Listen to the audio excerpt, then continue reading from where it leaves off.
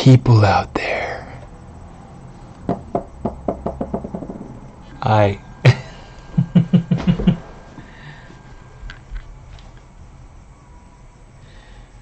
Happy Wednesday. Oh, it's a little bit warm today. Oh, it's a little bit cool too, which is great, you know? How's everybody doing today? Let's get, just want to make sure that the camera is nicely situated, and then we can get started. Oh, cool. There are people here. Good to see you, Christopher. How you doing? Got my ZBrush hat. Yeah, supporting the team. Feeling good.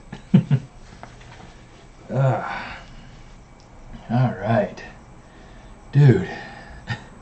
I might take off my sweater actually because it feels warm.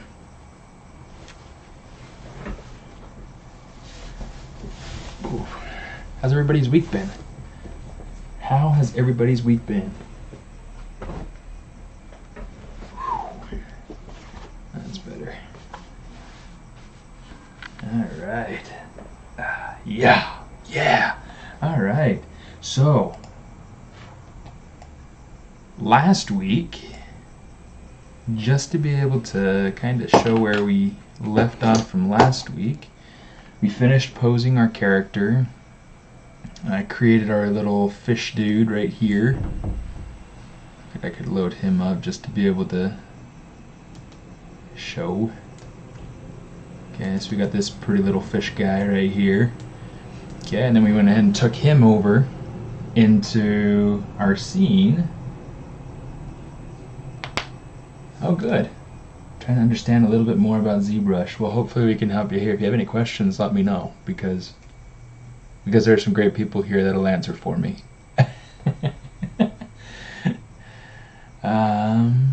Yeah. So I went ahead and I took this fish, brought him over into our full scene and posed him with our character. And now this is where we're at. So I mean, there's still things that I need to do on the character. I need to go through and refine the clothing. Not so much the top. Hey Wells, how you doing? Not so much the top as the bottom.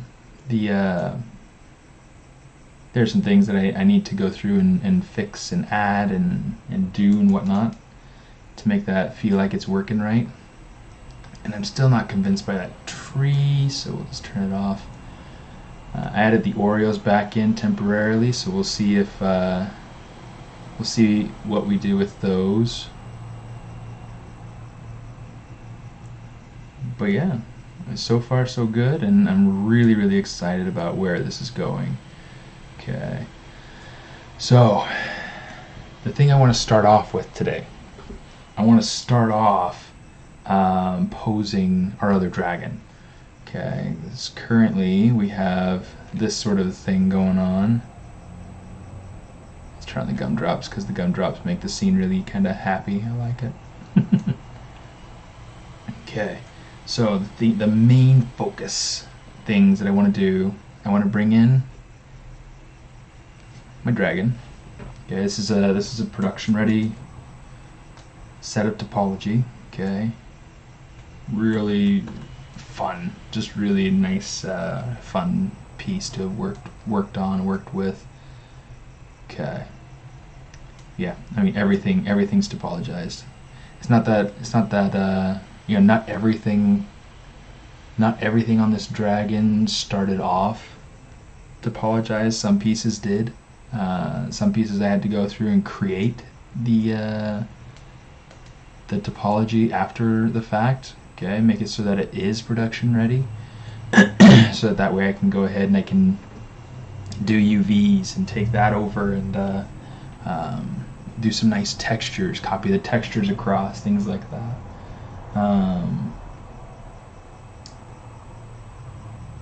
The question about the subtools, what is the subtools part of the main tool? So the tool is the scene as a whole. Okay, so in this particular scene, we have, if you look over here, this is your icon for the tool. You can see the little number right there. It says that we have 15 subtools. So it's kind of like looking at like a bullet point list, where you have a bullet point and then you have a sub bullet point. It's kind of indented a little bit. What this is just essentially saying these are your meshes inside of your file. Tool is essentially the same thing as saying file, and then subtools is the same as saying, you know, meshes. It's a pretty simple system. I really enjoy working with ZBrush. Okay, just make sure that's all visible. I just want to make sure that I've got everything inside of a folder. This will make it a lot easier to take all those pieces over to my other tool, to my other file where I have the scene. Okay. Currently, I don't have like a little tail floof on here, which is fine. I'm not super worried about it. All right, let's go ahead. Let's see. Yeah, I think that's good for now.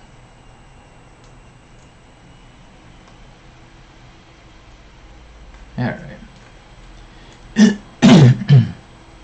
Okay, so what we want to do, we're going to come over here to. Actually, does it work here? How does it work? It is copy folder. Okay.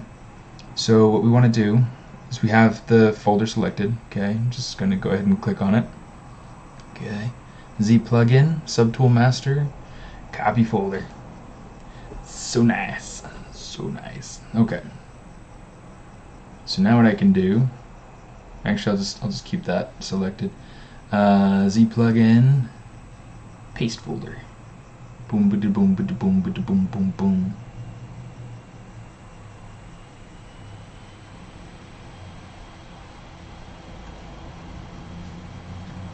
Okay, so one of the things that I want to do with this, okay, I need to reposition it. I need to position it loosely so that I can get it over into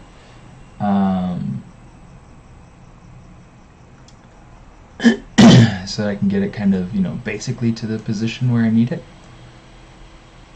And then I'm going to start the posing. Some of the things that I'll be getting rid of, like I'll get rid of the sprinkles, because posing with that many little meshes to worry about, that's just a bit of a nightmare. So let's go ahead and find sprinkles. Where are they? They're in there somewhere. There they are, sprinkles. Scroll down and hit delete. Okay, so the when I say retopologize, it takes a lot of patience, it takes some time, and it takes making the topology part isn't necessarily the hard part. Making the topology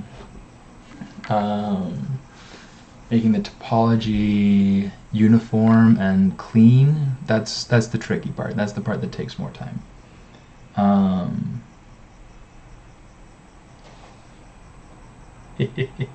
Sorry, it's a long question. That's funny. I'll get to your question in just a second, Topics. But yeah, so these dragons, they did go from a high poly model, well, not really a high poly model, more of like a block-in, down to a low resolution mesh, which is what I've got right here.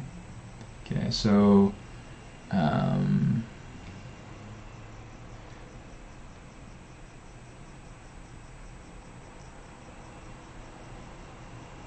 let's see. Cool. Alright, come on. There we go. Okay. Yeah. Okay, I just want to take that. I want to bring it all the way down to the bottom, because this to me, oops. this to me is Dragon 2. Okay, he's the dragon that will be interacting with our character. Okay. And this will just help me to better understand which piece I'm working with. So topics, to get to your question, my renderer of choice lately has been just ZBrush. When Keyshot upgraded to the new version, hey Kaz, how you doing? When Keyshot updated to the new version, I never took the time to go through and reconnect my, what's it called? To reconnect my GoZ bridge, the Keyshot bridge. I just got a little lazy, I guess, because it's not a terribly difficult thing to do. It's just I haven't really cared to go ahead and do it yet.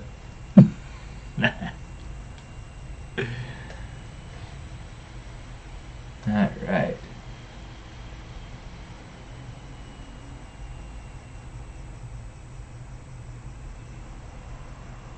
Okay, beginning question for the day.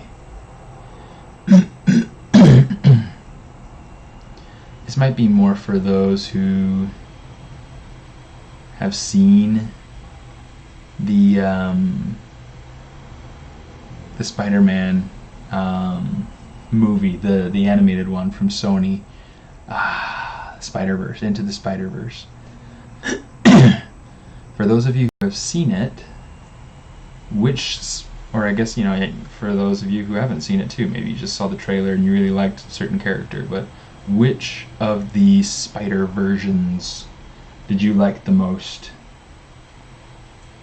and why?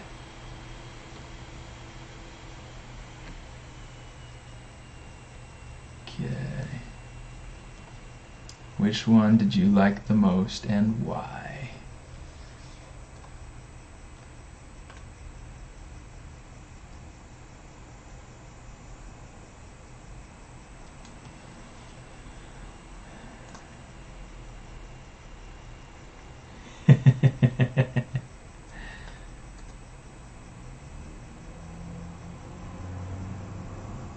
So you like Penny because she has a robot? Is that what you're saying?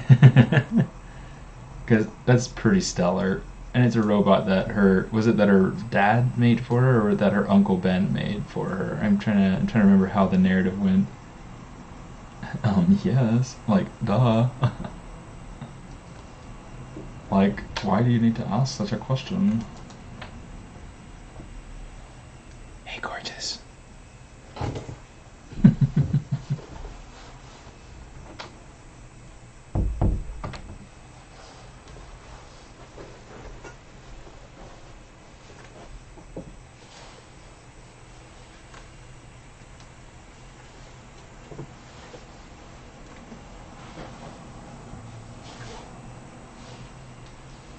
Yeah, that's right.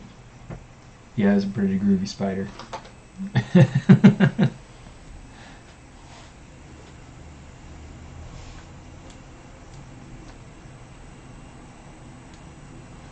Alright. Okay, so now I've got that masked. I need to turn off solo mode. Let's turn off some of these other things too, because we don't really need all these extra pieces at the moment. I'm going to work on getting the head and the body done first, and that'll allow me to I can turn off that other dragon too. I don't need it at the moment. But that'll allow me to kind of make sure that I'm basing the body's gesture and pose off of that. The blonde one, the Gwen Stacy. She was kind of funny.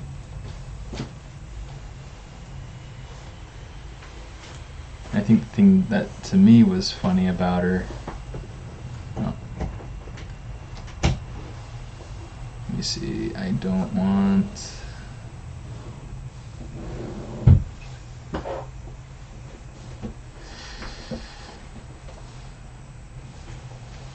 yeah, let's just go down through the list. Okay, so essentially what we're going to want to do is we're going to want to make sure that this is all masked. We want to make sure that this is masked in the same way that this is the inside jelly inside of the mouth.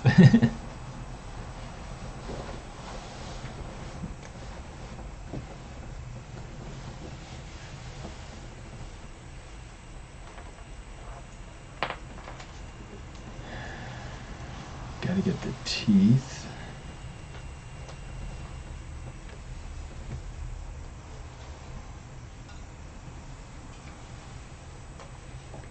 Let's get the frosting, get the horns, get the head chocolate, get those things. The tongue can stay unmasked.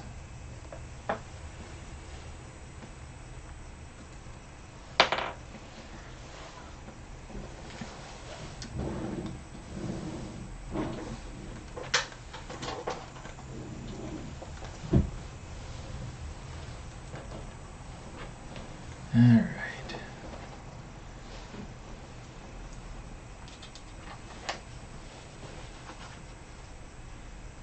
No, I did not. I did not rig my character for posing. I actually went through and just used the same technique that I'm showing right now to be able to pose my character. Each of these is going to be a little bit kind of complex because, you know, for different reasons.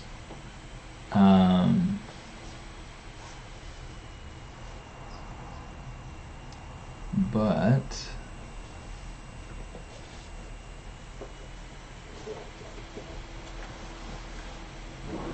each one's also going to have things that are slightly easier.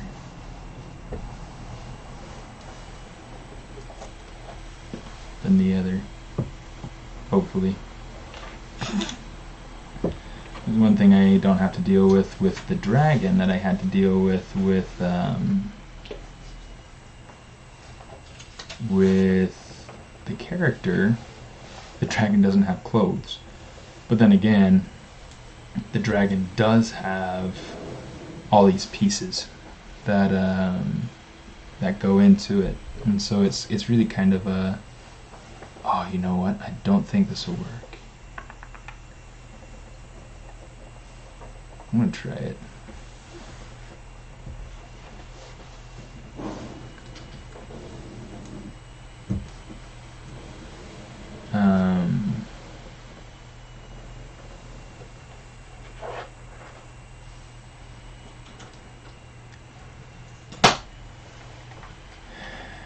But yeah, having all those little pieces is going to make it a little bit tricky. But it's okay, because we eat tricky for breakfast. Yeah, it's not going to work.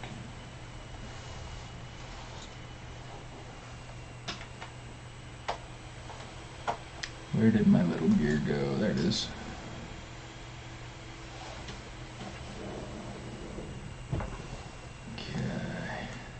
So with this, what I'm going to want to do is I'm actually going to go ahead and do a little bit of sculpting to get this to work right. Otherwise it's going to be too...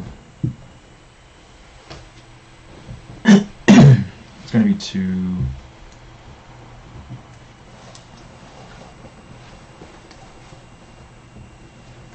you know what? Let's do it this way. Because I do want these teeth to kind of follow...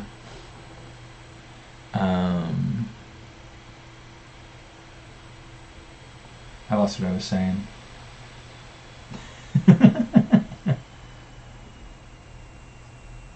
Just joined a minute ago, excited with the delicious dragon. Where does this idea come from? So the dragon came from really kind of just exploring ideas of what it is that I wanted to do as a scene. The dragon is Yeah, really just me wanting to add story, wanting to add something engaging and fun, get some fun elements into my scene. Before, it was just kind of this idea of having a kind of a Candyland mashup. Let's actually get rid of this other head because we don't need it. I'm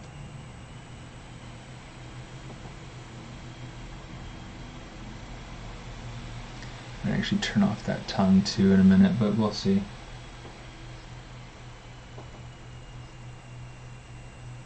But yeah, so the idea kind of just came from, you know, wanting to develop some sort of something that would live there, and since it's a Candyland inspired scene, the idea is to have these dragons made out of sweets. And in particular, I chose donuts and candy, and he's got like jelly in his mouth, licorice tongue, waffle cone, horns, and it's a lot of fun. The idea came from wanting to develop some sort of something. It's a very eloquent harassment there, Mitch. Yeah, I get comments on my fans every week, so yeah, it's really kind of just just part of life. Okay, let me see. One of the things I want to do.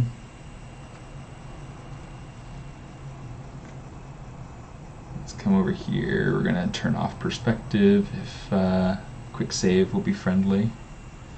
Quick save is good, but saving your scene is better.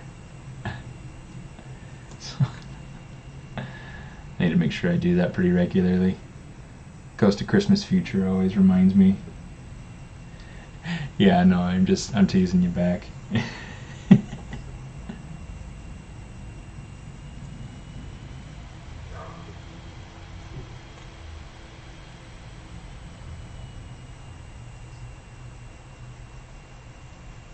Alright.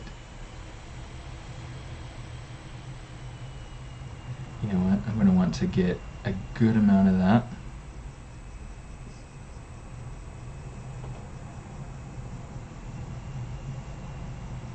Okay, the next thing I'm going to try to do is get a little bit of, oops, it's a little bit too much, a little bit of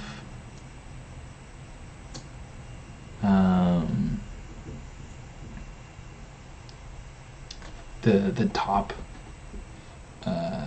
area of this mouth. I want to kind of shape it. I want to make it so that it feels almost more like a frown sort of shape. Oh, did the titles not get changed?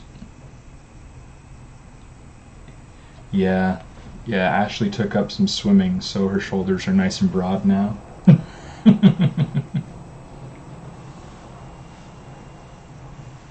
Oh well. Well, if that's what it takes to get people to come and watch my stream, then I'll make sure that Kyle leaves the streaming titles as Ashley every week.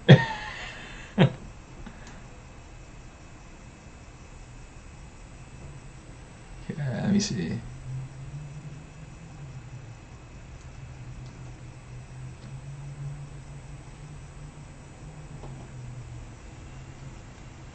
Oops.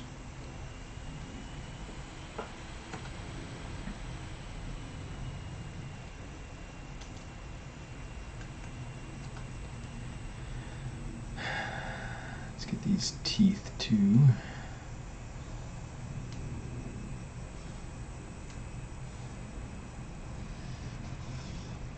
It's always funny when you forget to do something. Just kidding. It's not really funny when you forget to do something.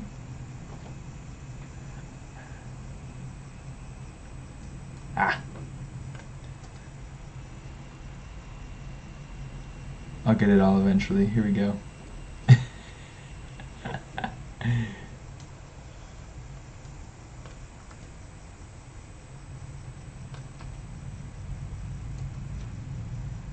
let's get back to this.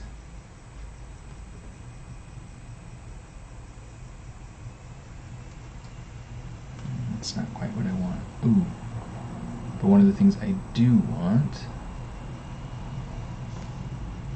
is to make sure that those don't move.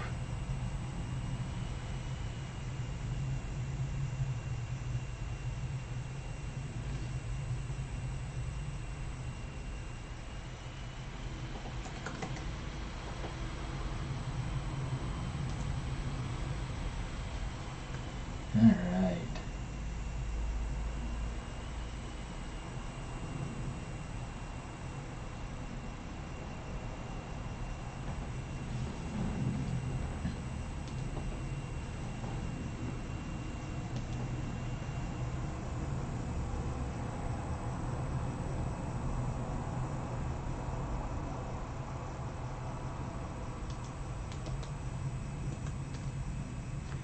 This is the tricky part, because quite honestly, like, you go through and you start moving things around, and then your points get kind of thrown out of whack. So it's always one of those things you got to go back and be conscious of, is when you're moving stuff around. Got to make sure that you are keeping track of it and making sure that it's going where you want it to go.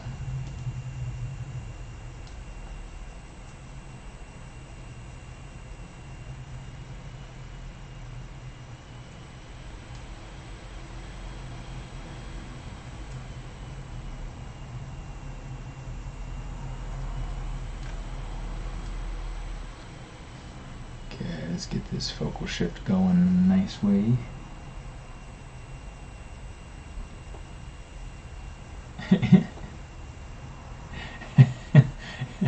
Came for Ashley, stayed for the backwards cap. I'll keep it backwards then.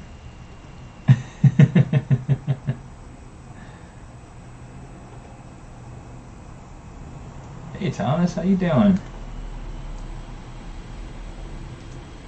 T. Whittlesbach.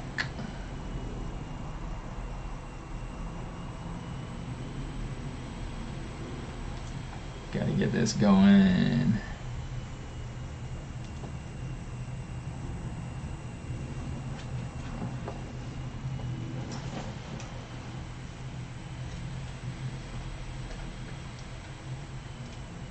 Alright. Oh, so I just watched the Umbrella Academy. Kind of an interesting series. I think it's kind of a fun premise, and it's interesting to see how the characters develop and whatnot.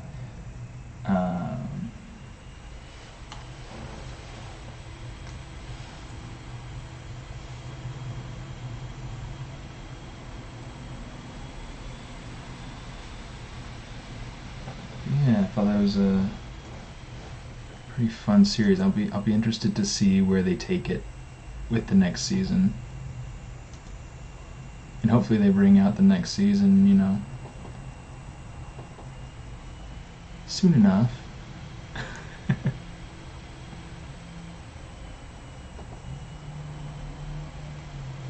Okay. See, this is always the fun part, going through and trying to design your pose.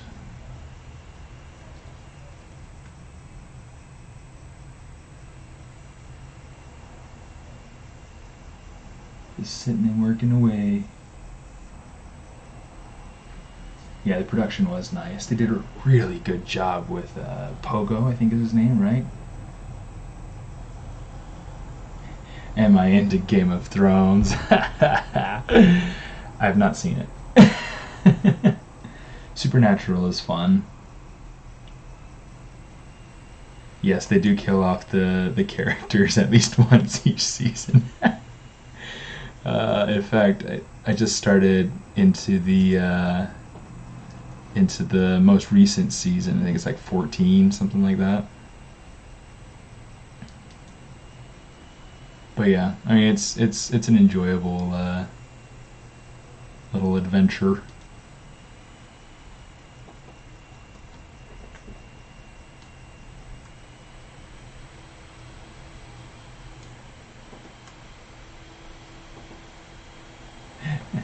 You won't get any spoilers out of me.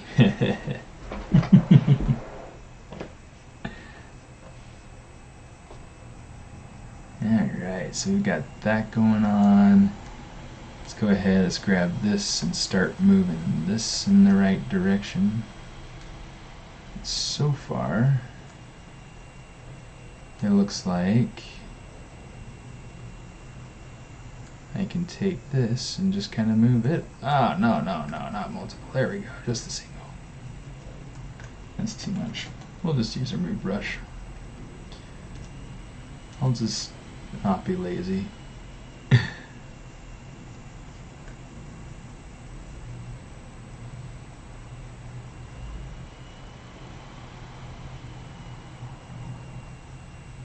Like I try to do these things that I try to call being efficient and resourceful and, you know, those sorts of, you know, good traits. But in the end, it's all just being lazy.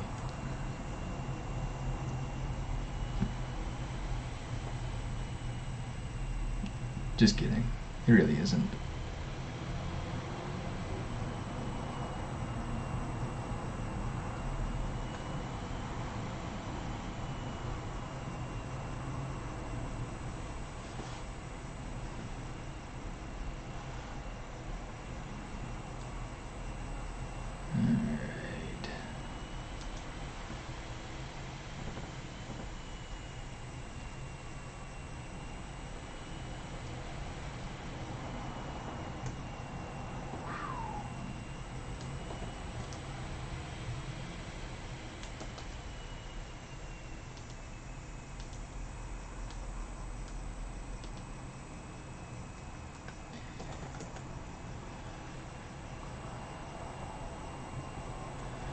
The thing I should have done, instead of going through and posing it all asymmetrically, is I should have gone through and posed the face before bringing it in here. That's what I did with the character, and that's what I usually do. But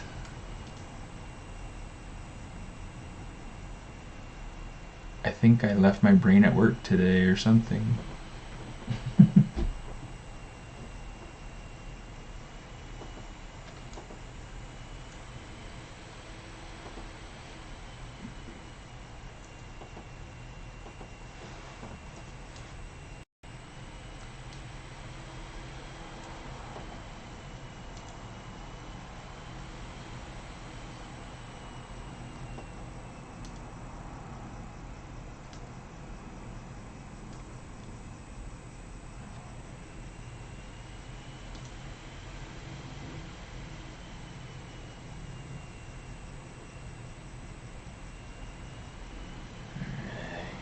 It's kind of the nice thing about topology is that you can pretty easily go through and manipulate everything so that it's in the position and in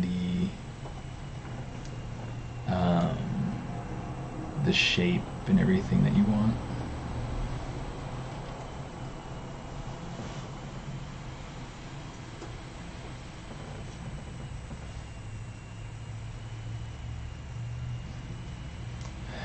Alright, that's getting pretty good right there. We'll call it good for now. Let's... I kind of like the way that this other dragon head was. I kind of like that it's kind of more at a down angle, like the head's more down against the ground. So, you know, let's go ahead. We'll do that. But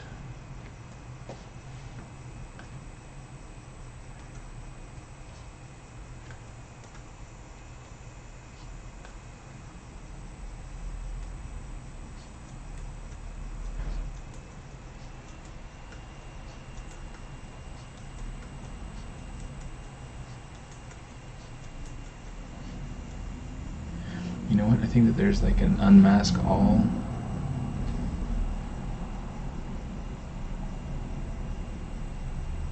Maybe not. Purely because I'm interested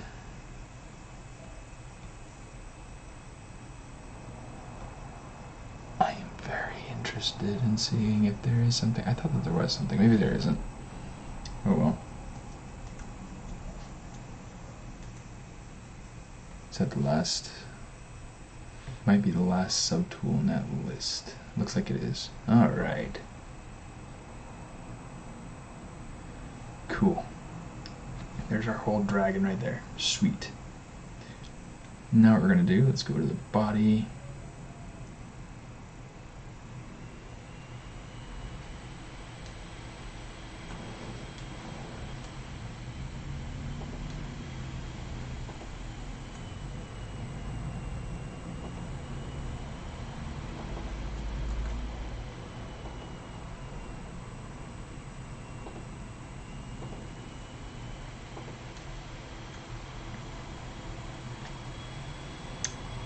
Let's do something like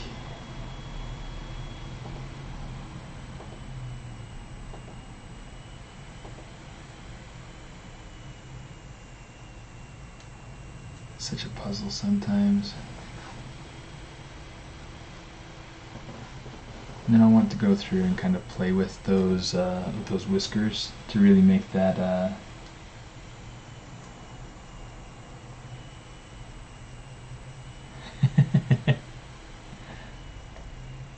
I'm glad you like the character, Lamenti. It's a fun one.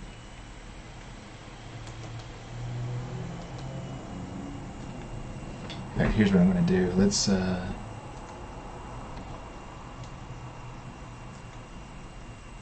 come over here. Startup material.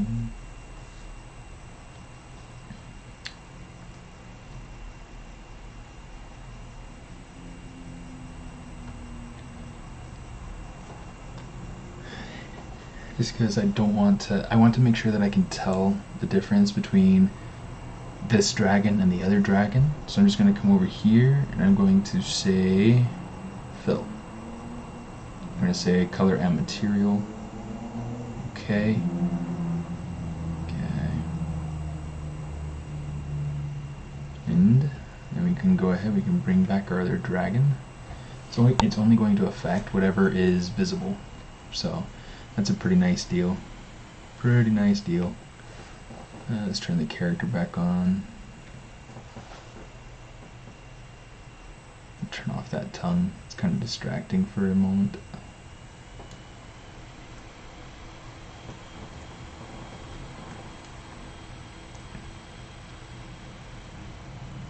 All right, let's move these waffle horns. Waffle horns. In fact, what we can do is we can just hide pieces that we're not interested in dealing with at the moment.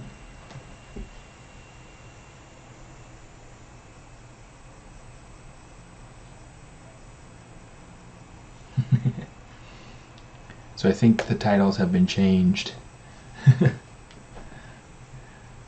think the titles have been changed. I am no longer Ashley. Don't know whether to say sorry or you're welcome.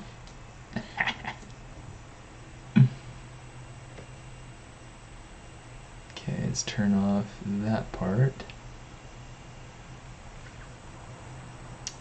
And then we don't need this. We don't need the teeth. We don't even need the head chocolate. We just need these pieces and the body. So we can turn that off too, and that off too. So what I want to do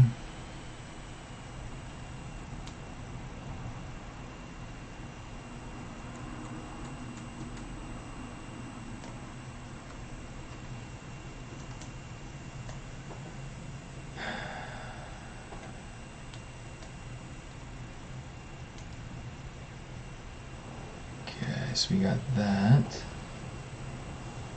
Let's turn off solo.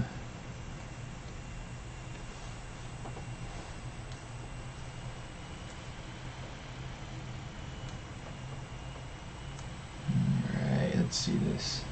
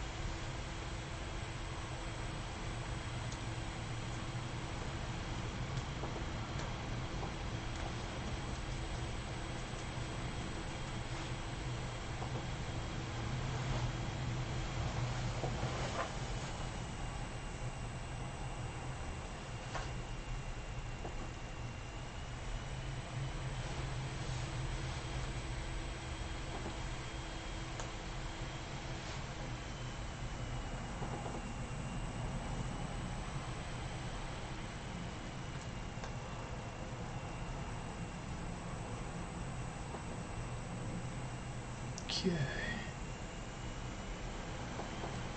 This is insane. Alright, here we go.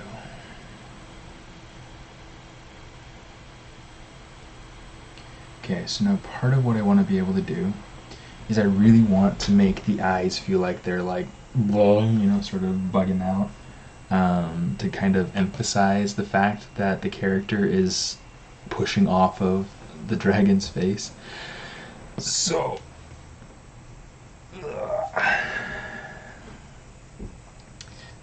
what I want to do is I am going to go over to the eye. Let's turn on the eyes. Okay. I'm going to work on each eye individually.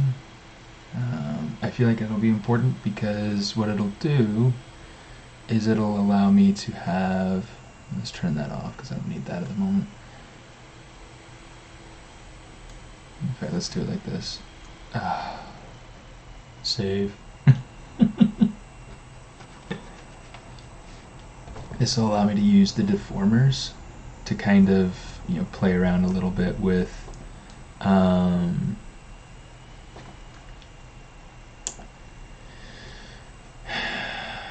of my inflate and things like that. So let's try something I haven't used.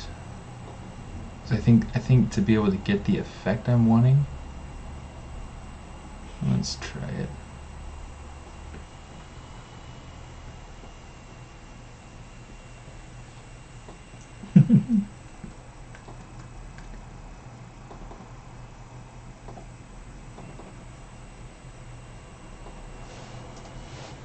Oh, not bend arc.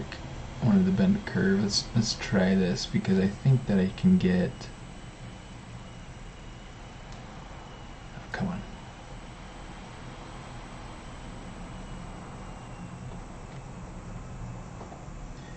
I think I can get the shape that I want out of this. Not entirely sure, but we'll see. And what I might end up having to do is give it like a solid eye rather than having this rounded thing here. Because I think what's happening is that it's having too much trouble. It's having too much trouble getting me a good round uniform shape. So I'm just going to duplicate it off and we'll just play with this.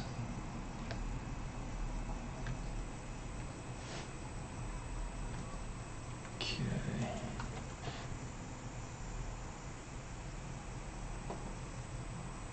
So we're going to say close, convex hole, polygroup flat, resolution 1. Okay. So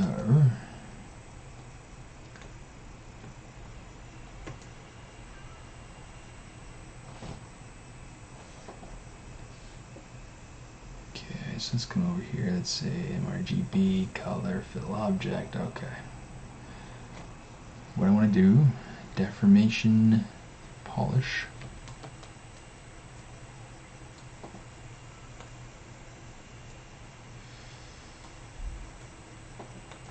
That's not quite what I was hoping for. Let's say insert.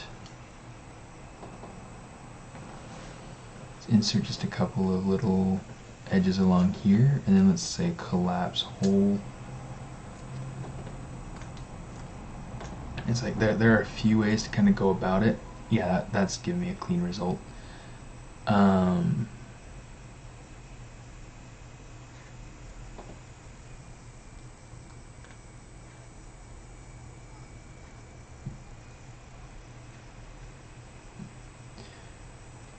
you just kind of want to experiment sometimes and try to just figure out what it is that's going to get you the result that you're after.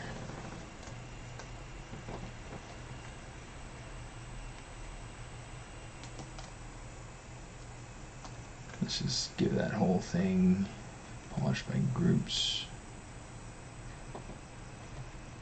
Oops.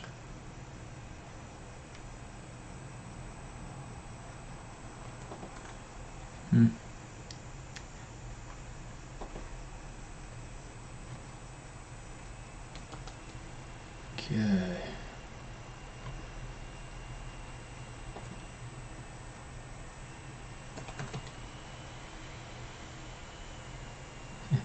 Jose, you changed your, or I guess no, you typically you're on Twitch, but now you're on YouTube. Is that what it was?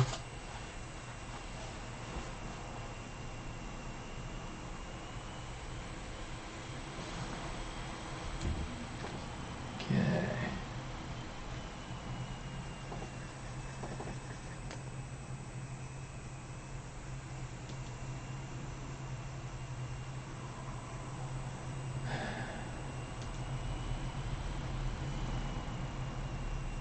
Trying to figure out if it'd be funnier, but also more believable if you were to be looking at the character, or if it were to be going kind of more out from the center.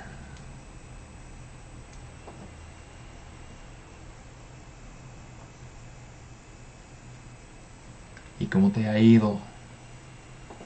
¿Cómo te va, José?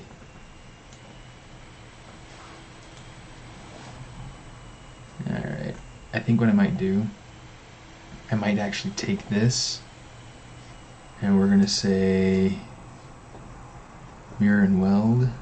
Oh no, it's not there. Okay, so here's what we're gonna do. Control-Shift-D, deformation, mirror. I didn't realize that was that close to that center point. Ooh. I guess it is that time of year, huh? I can't even work this. What is it you're using? Is it iMovie? You should make, well, I don't know. Maybe not. I'm technologically challenged now. No, my mother is technologically challenged. On my way.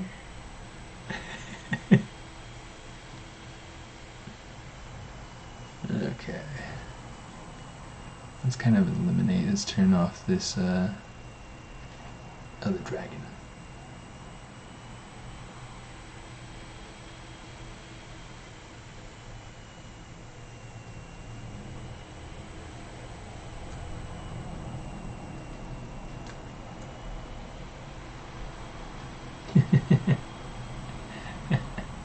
Pretty good. ¿Qué pasa with you? That sounds like so LA, man. And you're not even from LA.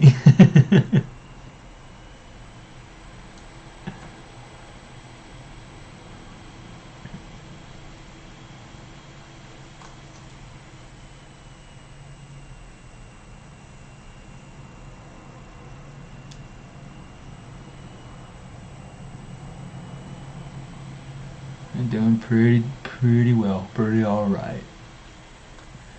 Pretty alright.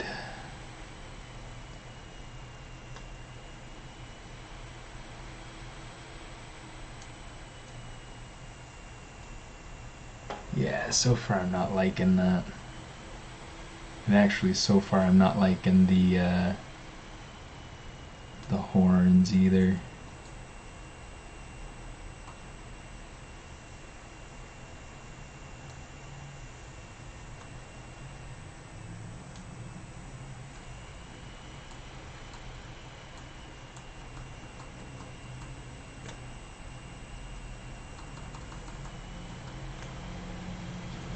Alright, we're gonna leave it like that.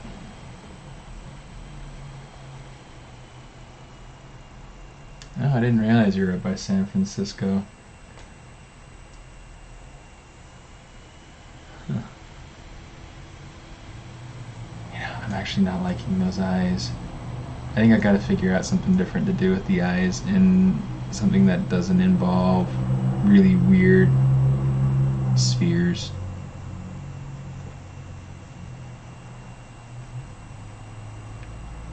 Let's turn this one back on. Let's get it back to where it's supposed to be normally. Let's get the teeth back in there.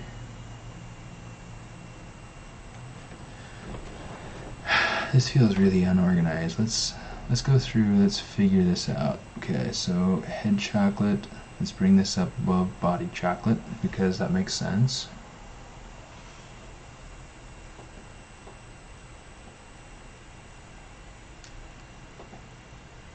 Let's go ahead and name this.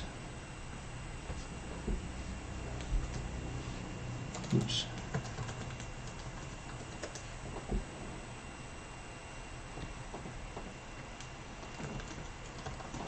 Whiskers.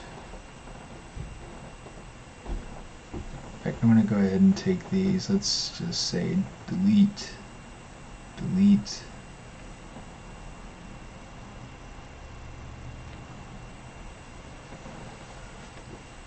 Take these eyes, move them up.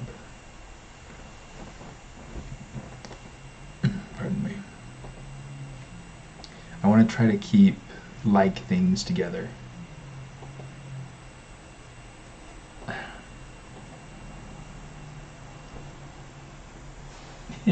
Yeah, LA is like Spanglish. That's like the city language. I guess it depends on what area you're in too.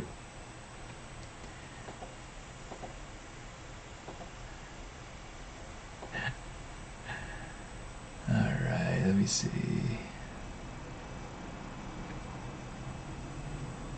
Let's take the teeth, let's put them above the jelly. Let's put the whiskers up. Put that right. You know what? Let's take the chocolate. And we'll put it all the way down to the bottom. Head chocolate down there. Oh, but not that far down. Okay, tongue, mouth, jelly, teeth, whiskers, eyes. Okay, I think I'm good now. The thing that I like to, I'm gonna say whiskers yellow. The thing I like to try to keep track of is what thing is what.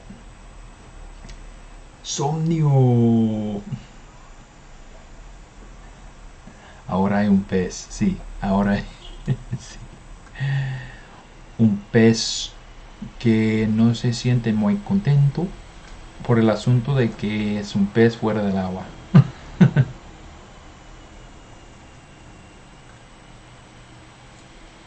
Alright, I've got so many pieces in here.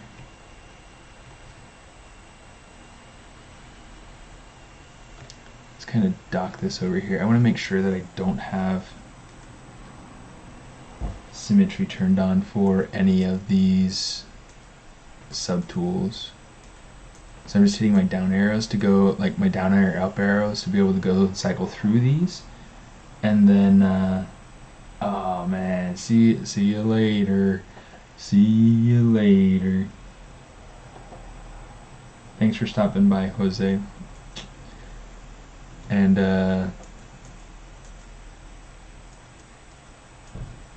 Maybe next time you'll be Night Shadow again. I don't know. We'll see.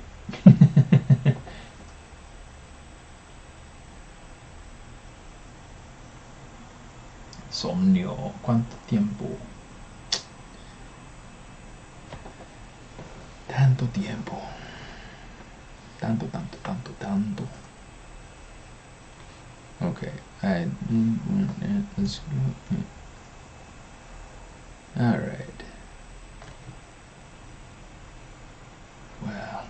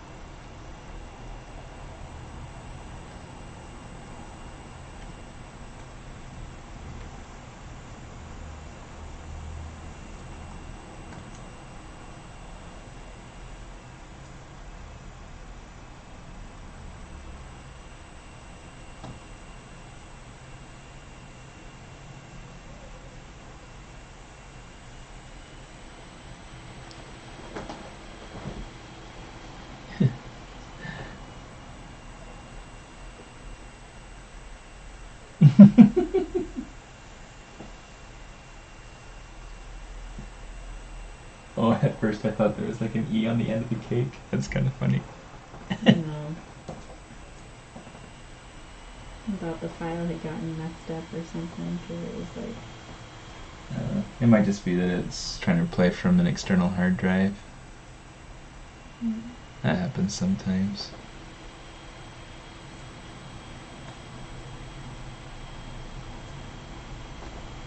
Alright, let's...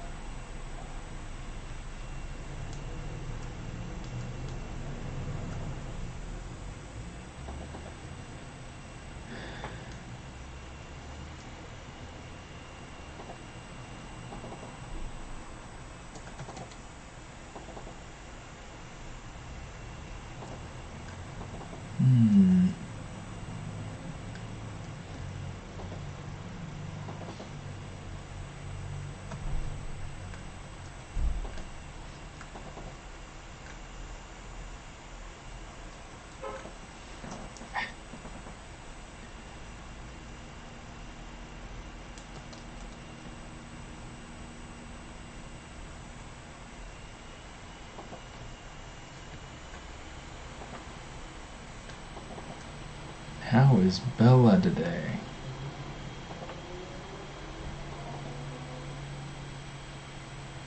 Long time no see.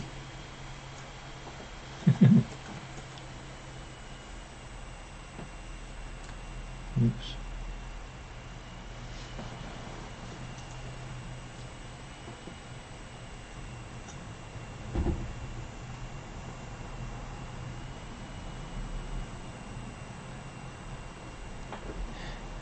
Forgive me for not knowing how to pronounce your name, but I'm not sure about the about Turkish characters. But hello. The way that it reads to me in English is like Anil, which sounds really cool, but I don't know if that's right. So forgive me if it's wrong, but it's good to see you.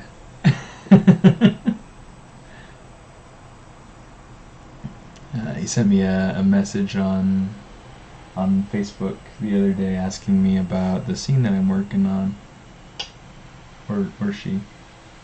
But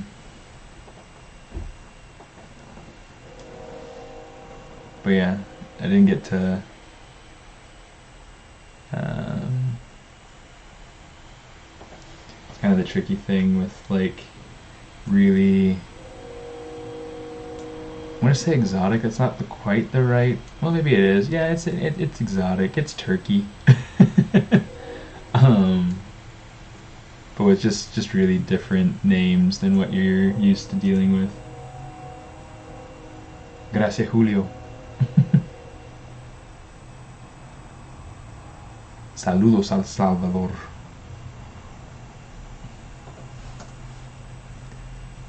Un abrazo.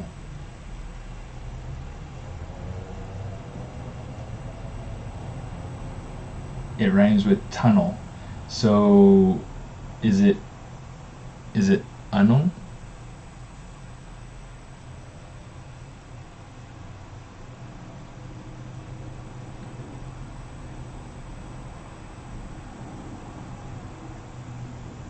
¿Por qué tiene el pez?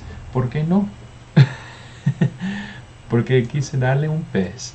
No, en verdad, como yo quise... en el principio tuve la idea de hacerle que estuviese corriendo con como un volante, un papalote que tenía forma de pez. Así se dice, ¿cierto? Papalote. Tiene el papalote de kite. Perfect. Okay. En forma de pez. Y pues eso para mí fue algo terrífico porque quería hacer que todo tuviese un poquito más de humor, de... no sé, me hizo reír. La idea me hizo reír, así que por eso solamente lo quería hacer. Pero después de pensarlo un poquito, pensé que tal vez si fuera a tener un pez de verdad o un pez tal vez sea de goma o lo que sea, si fuera a tener un pez en vez de un papalote, yo siento que sería un poquito más como si los dragones están cazando, que están tratando, pues están tratando comerse el pez.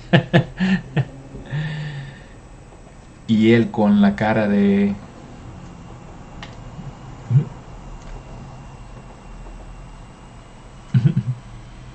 burla, pues. No sé, en todo lo quería hacer que fuese divertido y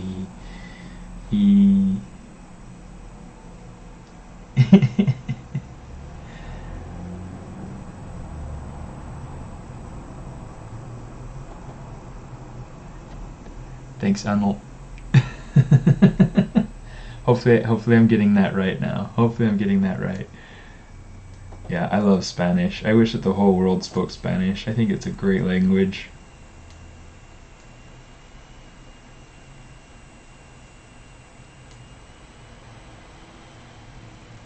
It's such a beautiful language.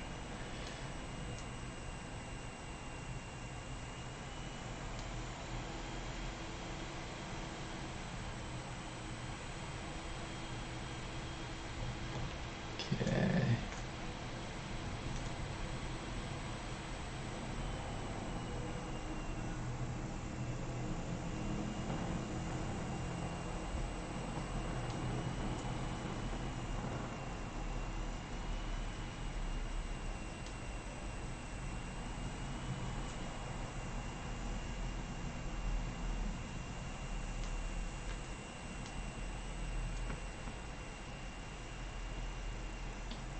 Entiendo portugués un poquito, pero pero más que nada hablo el español.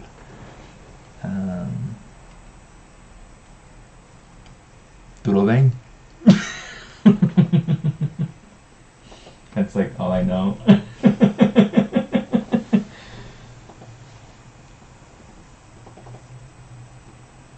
Yeah, I'm not even going to try to say I don't speak Portuguese.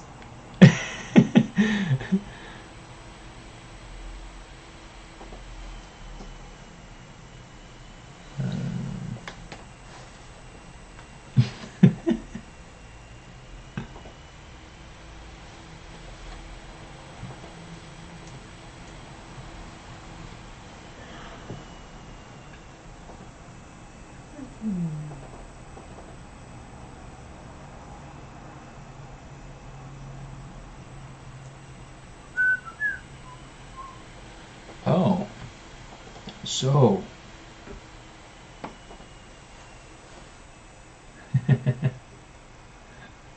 we got a lot of like Portuguese speakers tuning in tonight. That's kind of fun.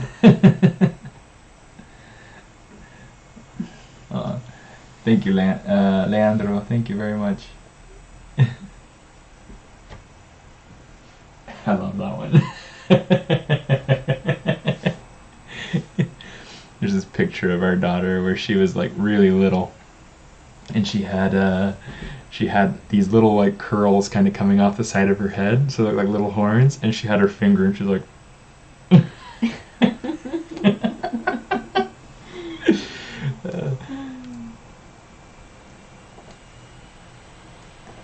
Okay, here we go. This is where we start to go through and pose the rest of the body. Let's start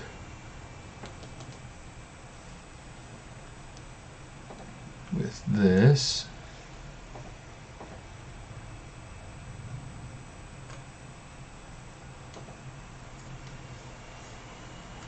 Oh, we're good. Okay.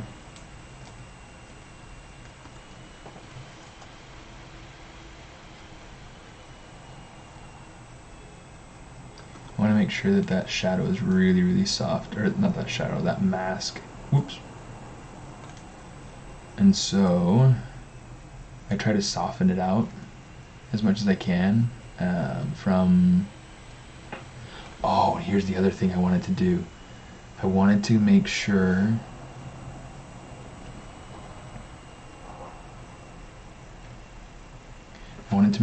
that the pose of this dragon was fitting my composition, fitting something that you know, making it so that it would work really well. And right now, I think what I want to do is have the composition from possibly from over here. So I'm trying to think. I have my other dragon that comes in from up top. Let's just kind of look at this real quick. Okay, so I've got this dragon that he's kind of jumping off of. I've got a long way to go on posing that.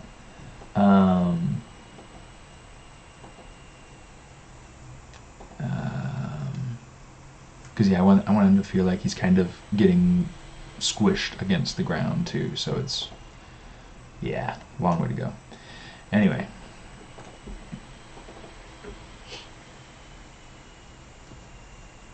Why did I live in Chile? I lived in Chile as a missionary for the Church of Jesus Christ of Latter-day Saints. I was there for 2 years, and yeah, it was a fantastic experience. Loved the people. I love the I love the food. We talk about all the time how we miss well, like my wife's never been to Chile, but there was a place that we used to go and get Chilean food at pretty regularly up in Provo, Utah, and it was awesome.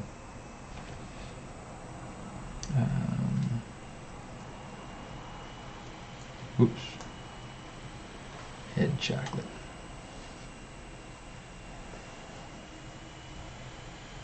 Okay, so here's what I get to start doing. I'm going to go ahead and start working my way up.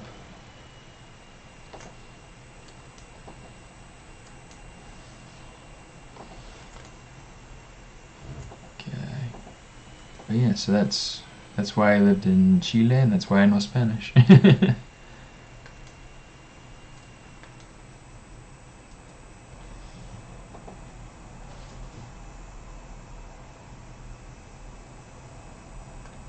Why do you know Spanish? Just kidding.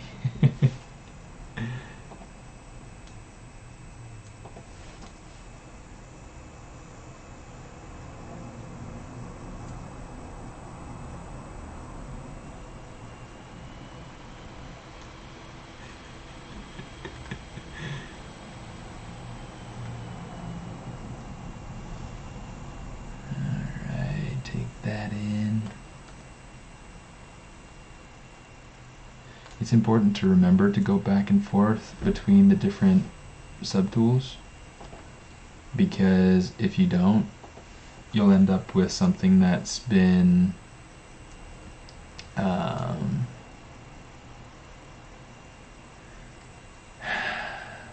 distorted, but the other pieces didn't keep up with it. So that gets kind of tricky in spots with like with this chocolate on his back, because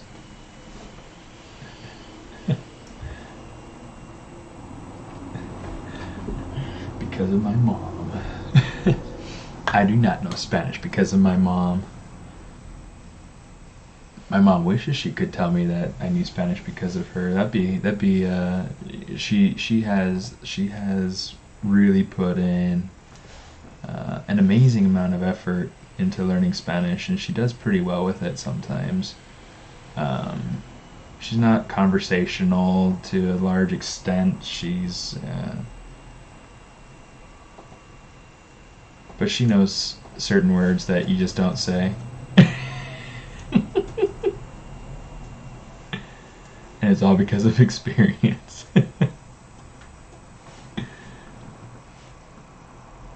Like one time, my dad speaks. So I'm not using Transpose Master because I don't want to take all the other pieces over with it. It is an option though, so it's.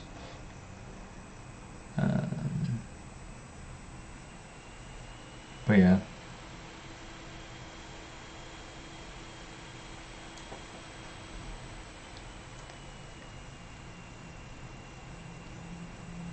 Okay.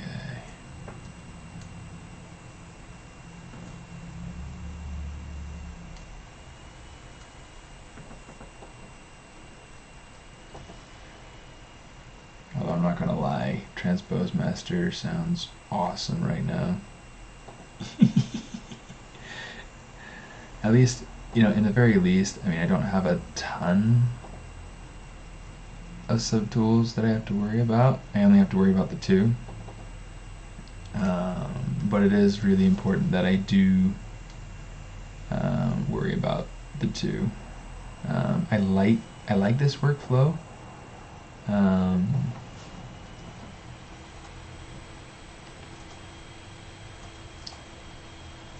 But yeah, I guess typically when I'm using Transpose Master, it's moving something from the T-pose and keeping him in place. But it is something that would work really well for what I'm doing right now. So maybe what I'll do, let's just do this. We'll turn off Dragon 1. Let's turn off Mountain for right now. Let's hit refresh on that.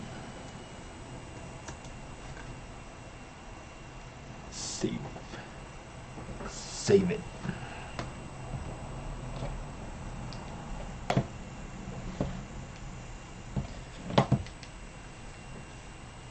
Let's just go ahead and we'll use our Transpose Master. You know what? Let's turn on the mountain.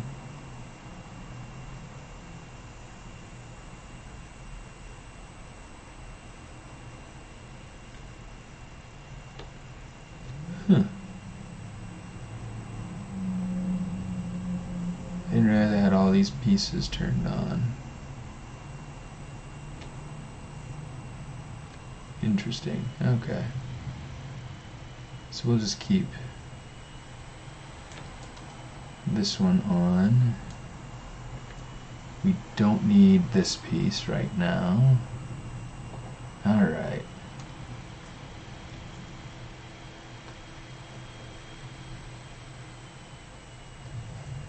Where am I from? I was born in Texas, I was raised in Utah, and now we're living in Los Angeles, California. It's a pretty epic. No, I'm just kidding. It's not really all that epic. No. I'm pretty simple.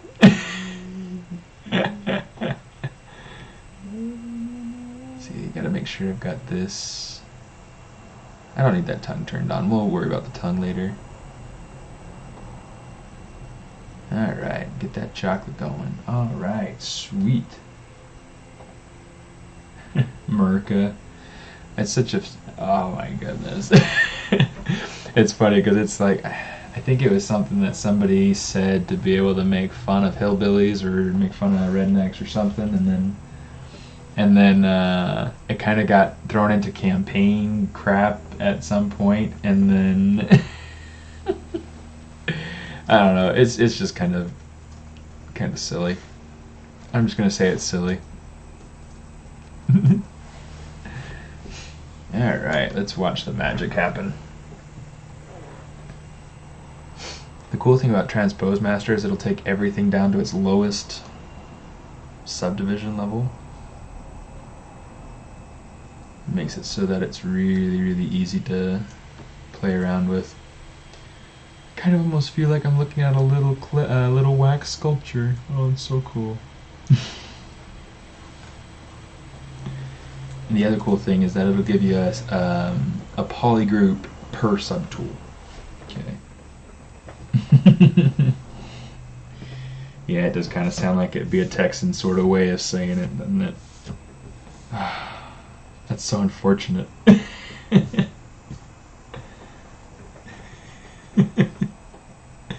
Alright, let's see.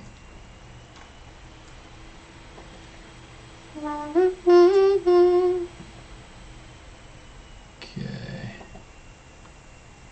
I'm going to try to go through and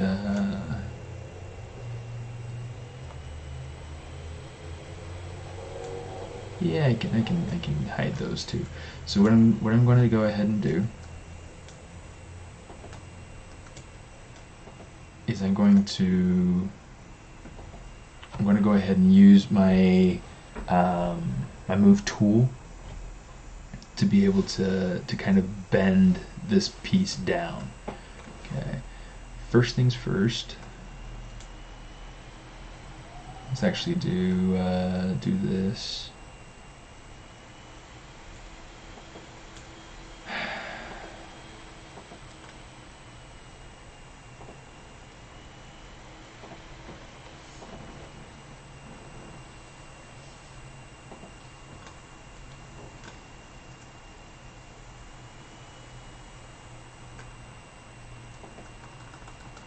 Too much of the head.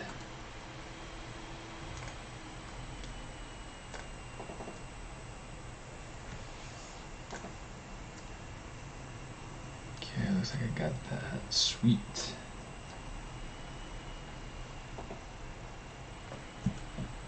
Okay, so instead of using the gizmo, here's what we're going to do. We're going to use this this move tool.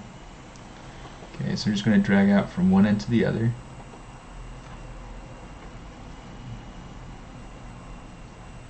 Pull out a little bit further because I want to get this center point over this this region of the character's mouth, of the dragon's mouth. I'm going to hold Alt.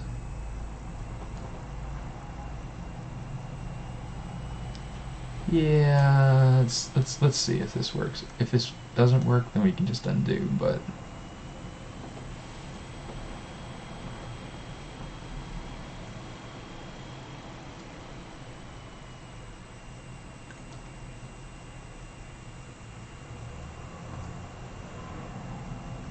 oh, not scale. Sorry, rotate. The transpose line is an awesome tool. If you haven't played around with it yet, I super recommend it. It's such a great tool. I think people could really definitely use it better. Your face looks weird. Are you talking about my face? Or are you talking about the dragon's face? You're talking about the dragon's face. I might agree with you. If you're talking about my face, yeah, I'd probably agree with you there.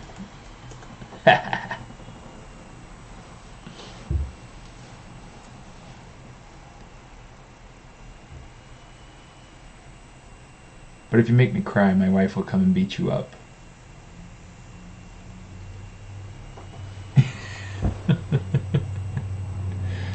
Just kidding. She's not violent. But she is strong.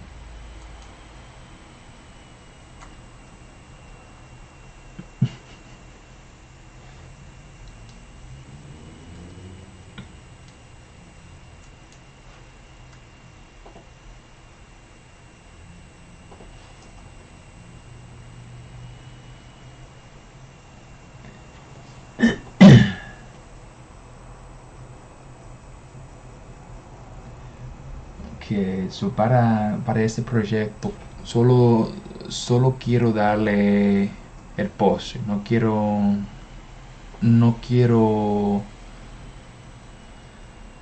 ni tratar de darle animación.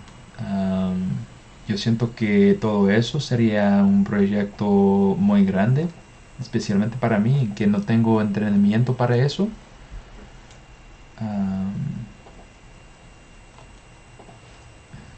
Bueno, no tengo mucho entrenamiento para eso.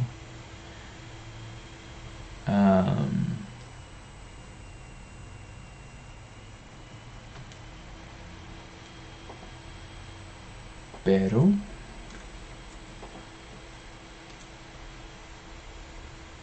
si alguien fuera a querer tratar de hacer algo con esto, es posible que lo consideraría.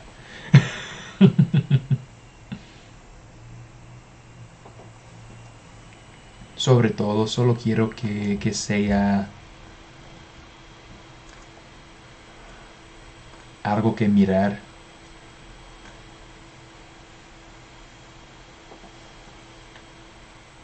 No, I don't really actually animate. I know how to animate. In fact,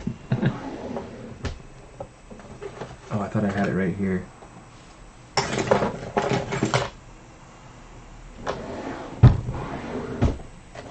Anyways, I've got a couple of like animation peg bars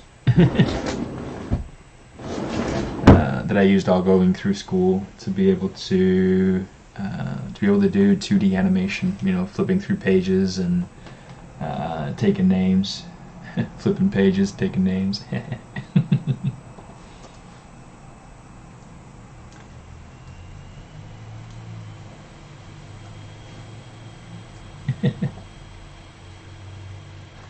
Muy buen español. Gracias, compadre. Gracias.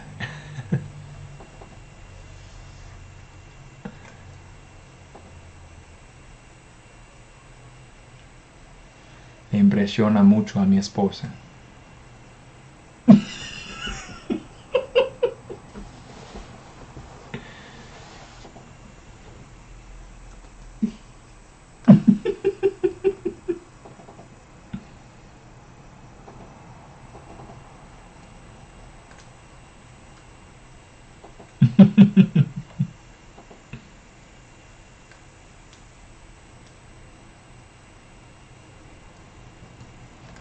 You know what? Let's see. Let's take this.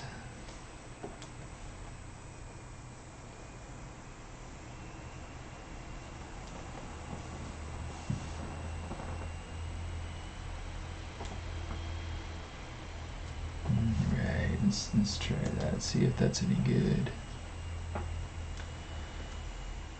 Okay, so far that's coming along pretty nicely.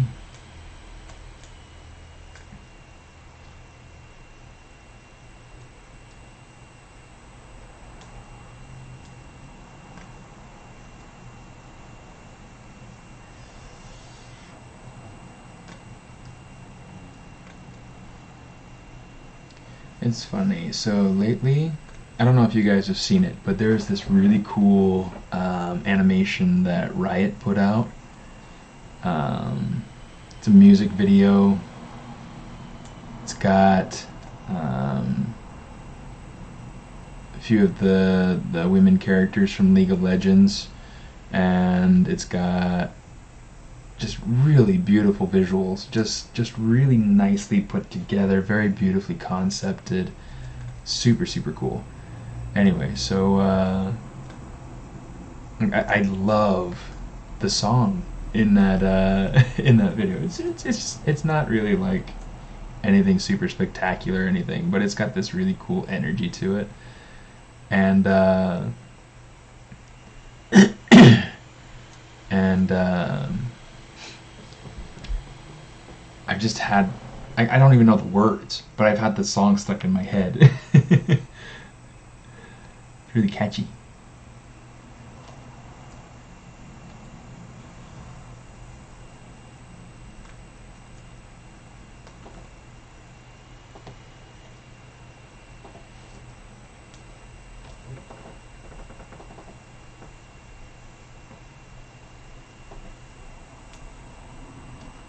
That's the second time I've done that.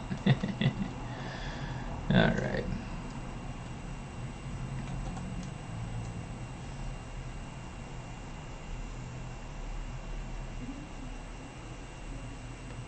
Okay, so something important to know about your transpose line. These different spheres, these different circles along the tool do something different depending on which one you select. So the center one is going to rotate using the tool as like an axle. So it's going to rotate using that as a pivot point. So I'm just going to like kind of click and drag until I get it to about where I want it, rotated wise, because it's gonna really help.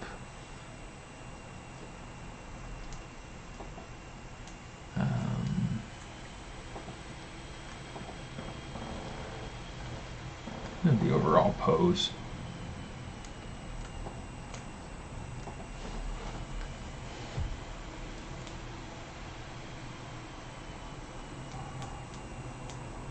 Okay, let's see.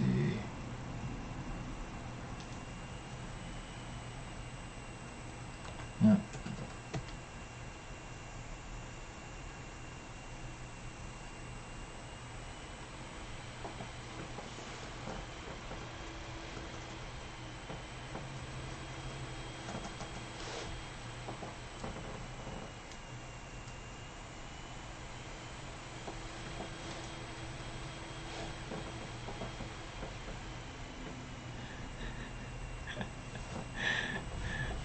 It's funny, there's this guy at work in the cafeteria. His name is Michael. Mm-hmm. Yeah, but I mean he kind of looks like he could be Hispanic, and I see him talking to people. He says things in Spanish to people all the time. And so I just thought that, his name was really Miguel, but he he goes by Michael or whatever. Anyway, so I say something to him in Spanish yesterday or day before or something like that. Whenever it was, I had to buy a lunch. And he looks at me like, what? And I just thought, maybe he's, a lot of people will go through and they'll kind of respond differently when they see un gringo, un güero, speaking Spanish, and so some people will be like, that's really weird, that's not Spanish, oh wait, yes it is, sort of thing. And some people will be like, you speak weird. So you get different reactions. So that's kind of what I thought he was going through. It was just the sound is from the fan on the computer. But yeah, I mean, it was really funny. It was really funny. Come to find out, he's actually Cherokee. And he just learns little Spanish phrases to be able to just say things. So it was really funny. And then we had a good conversation after that about him growing up and a Catholic mass that he went to here in town, that was in Spanish, and he was like, I grew up going to mass and I didn't understand anything.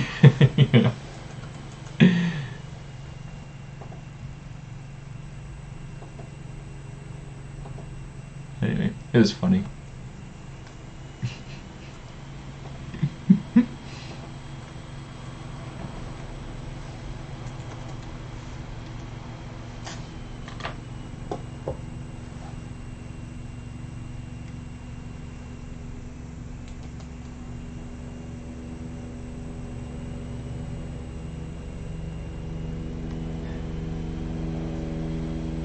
Hello, Russia.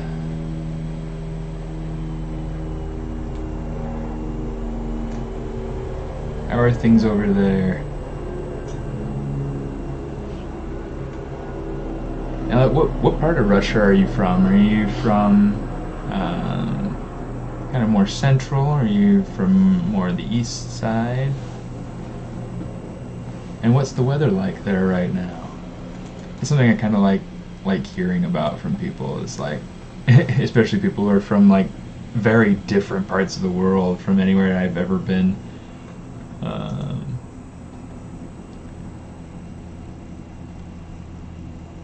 Russia's one of those areas that I think could be cool to go and visit someday.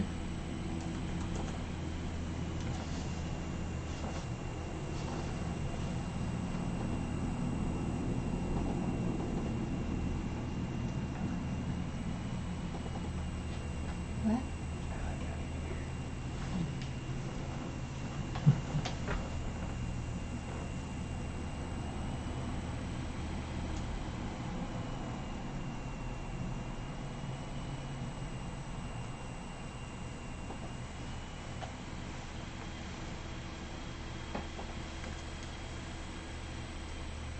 Siberian.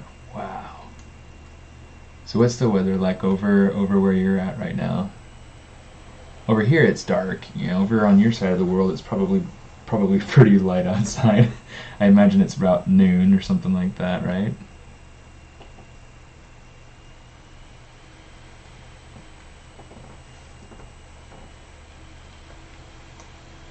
It seemed like before I had a meeting at work that was at I think 3:30, something like that. And you know, right next to our Glendale clock, we have a Tokyo clock because we work with Disneyland Tokyo, and so we have the Tokyo time up so that when we're dealing with deadlines or when we're talking to people who are over in Tokyo, we can kind of keep better track of the time and whatnot. So it was like 7:30 in the morning at 3:30 in the afternoon here.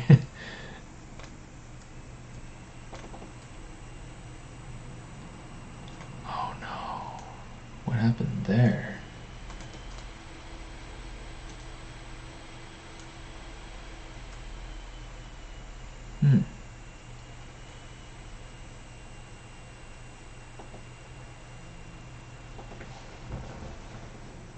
Capital of Siberia. Well, that's pretty cool. It's a pleasure having you. Captain Cone Puncher. That's a pretty epic username.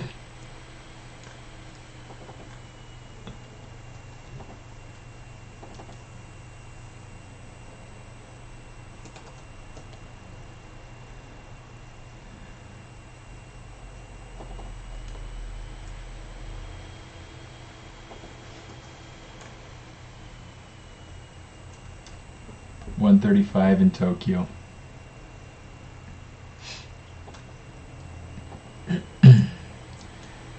It's always one of those crazy things to me, is dealing with different time zones.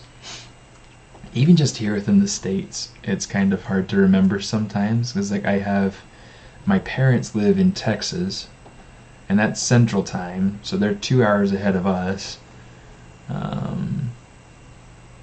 And then, well, I mean, I've got other relatives elsewhere.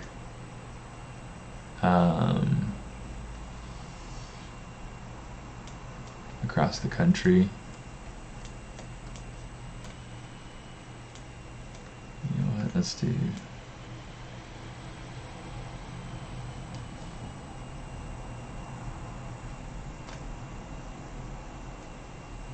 Let's go all.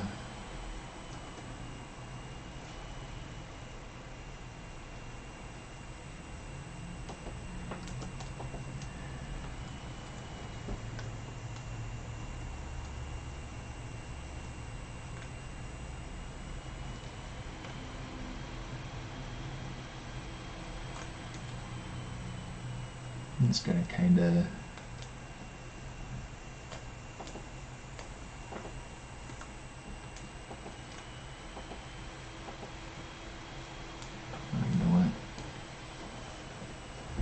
unmask those. I'll worry about doing like the jelly rings around the eyes on their own.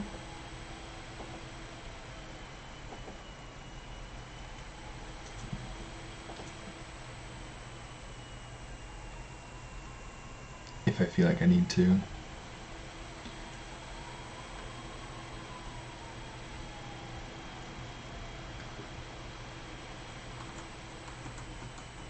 know what? I feel like that might have been...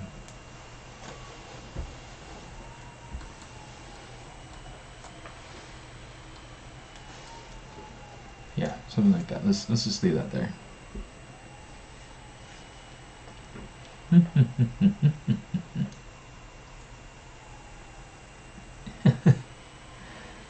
Thanks, Mystic. That's really nice of you. Liking the creature. Yeah, I like the creature too. It's really fun. The way that it looks finished. Here's one that I already have posed. I can turn the mountain back on. Okay, so there's one that I have posed. Okay, it's kind of fun. Really, really having fun with it. Hiding in plain sight. Yeah, only kind of though, right? Okay, let's just turn these back off for now. I'll jump back over here. So what we did is we brought them into Transpose Master to be able to do some posing. And yeah, so far so good.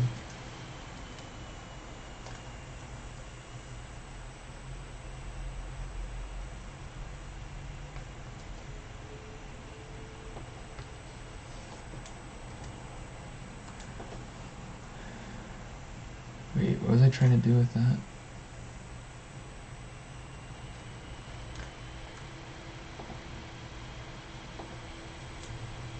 I think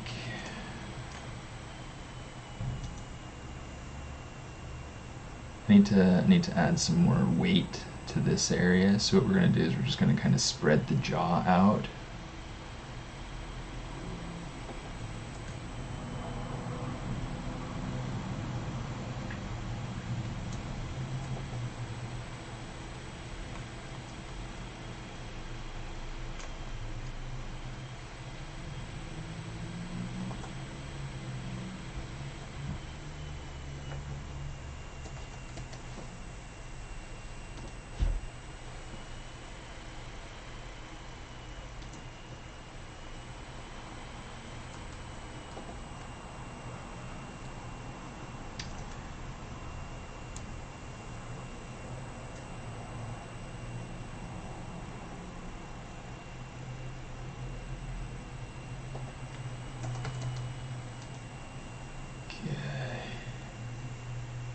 Well, also, I don't know how many of you notice or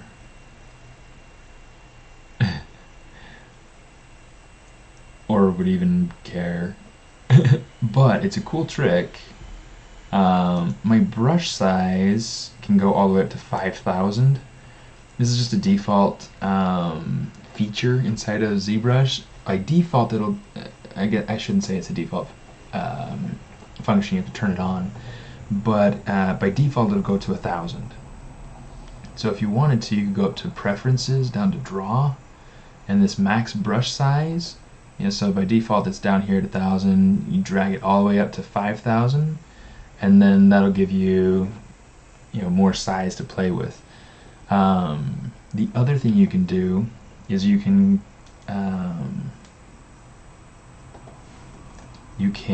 turn on and off your dynamic draw size, and what that'll do is that'll allow you to better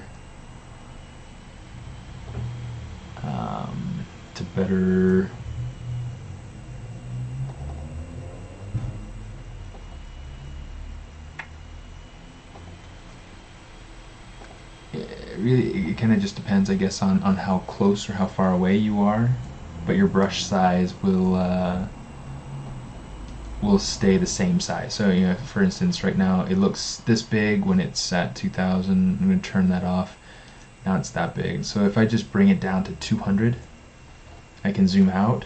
The brush is still the same size, but it's staying the same size relative to your computer screen rather than relative to your model, and that's pretty helpful. So just a good little way to be able to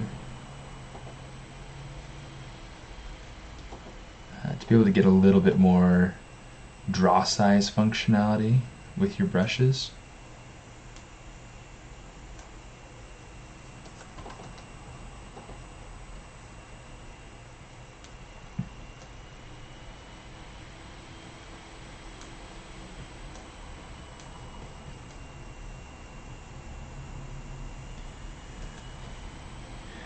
Let's go here. Let's get rid of that because it just kind of drives me nuts having too much to look at.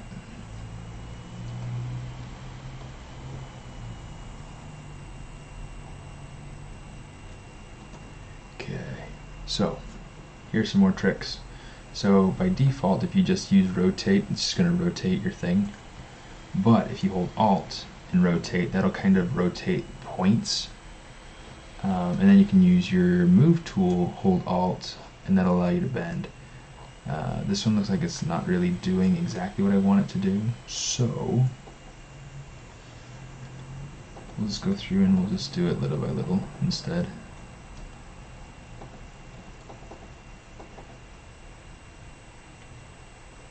I want to give it a little bit of a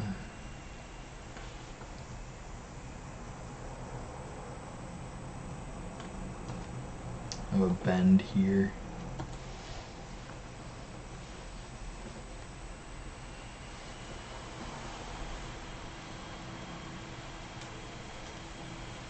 Just gonna take this over here. Let's just kind of rotate that forward.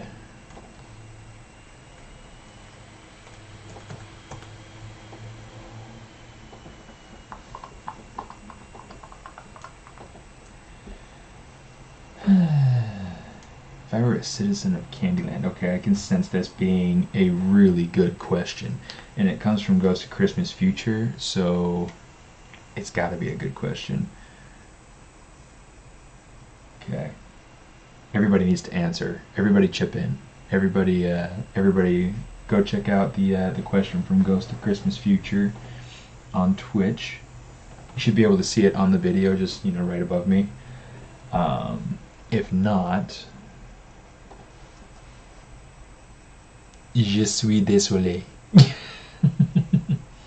Okay, let me see.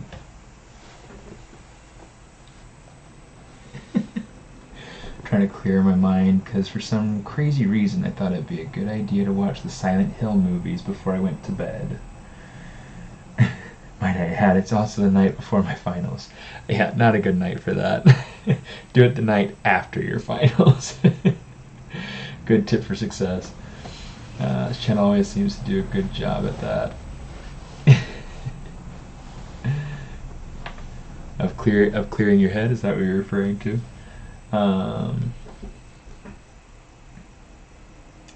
If you're a citizen of Candyland, what candy would you be associated with?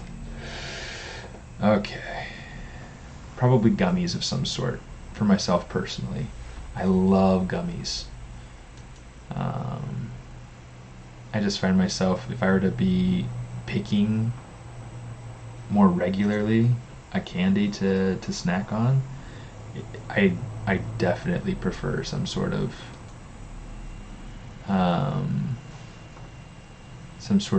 gummy.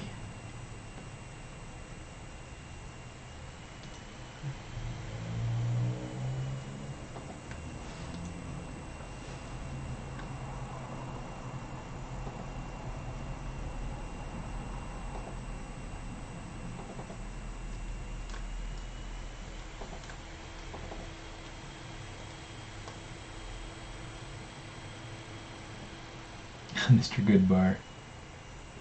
me see.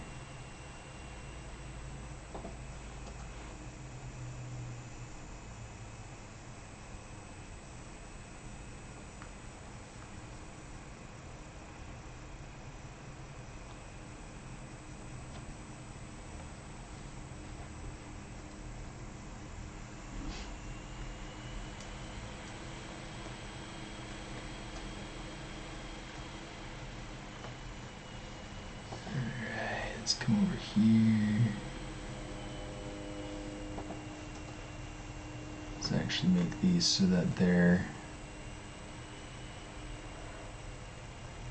all individually masked. Oops.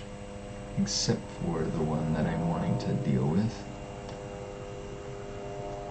Or maybe not. Maybe we'll just do it in sets.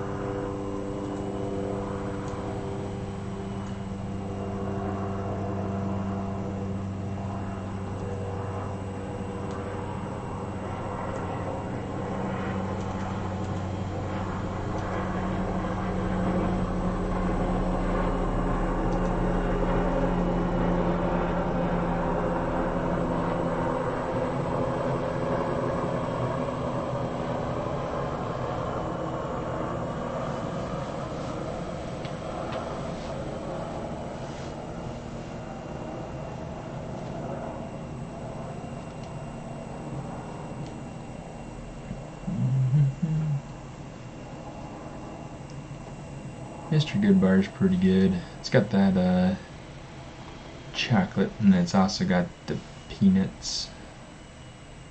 So it has like that smooth, but then it also has the crunch. And the flavors kind of combined sort of nicely. The hard thing with Mr. Goodbar though is that I never seem to get a fresh bar. They always seem to be like stale or something, I don't know. Dark chocolate caramel, huh? And sea salt. Okay. Yeah, it's funny. We went to San Francisco recently. It's a couple weekends ago, and we went to Ghirardelli Square. And one of the things that they did was like they were handing out these free chocolate samples, and of course, we're not going to refuse chocolate, right?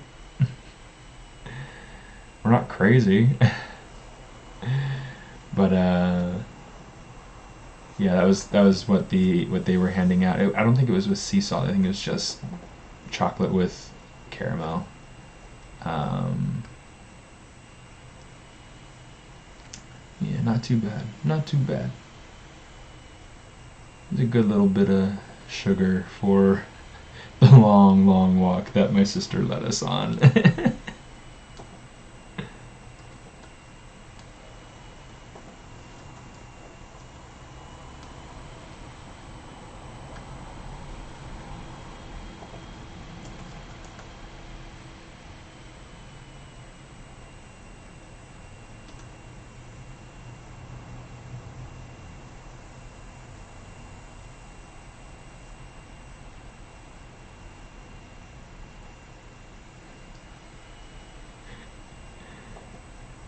We walked like over 7 miles that day. It was kind of crazy. My sister told us, "Oh, it's just a couple blocks away." And the whole time I'm just thinking, where are we going?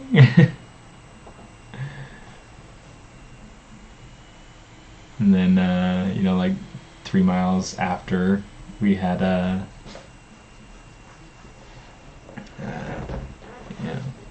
when we finally arrived at Ghirardelli Square, it was just crazy.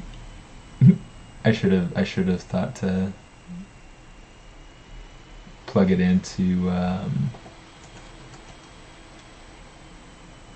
my phone just to be able to see kind of how far and where it is exactly.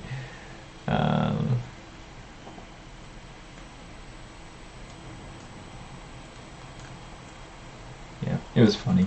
It was funny.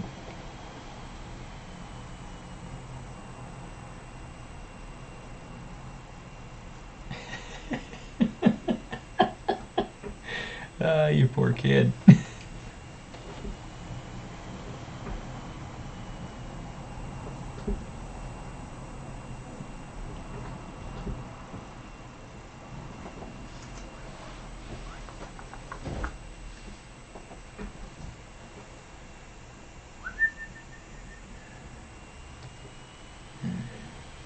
Yeah, I can't blame you for having a little bit of trust issues now. That's terrible. 2 miles going for 7. Yeah, that's kind of crazy. Of course, a couple of blocks going for 7 is, I think, equally as bad. But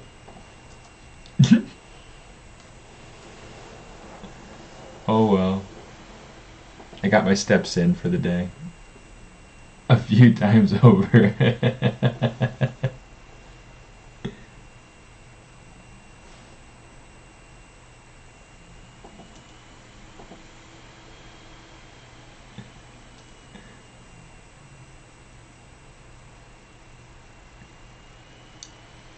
No, it really wasn't too bad. It was kind of enjoyable because I didn't have to be anywhere. And it was pretty peaceful. The weather wasn't too bad. It seemed like it was pretty clear, like weather wise.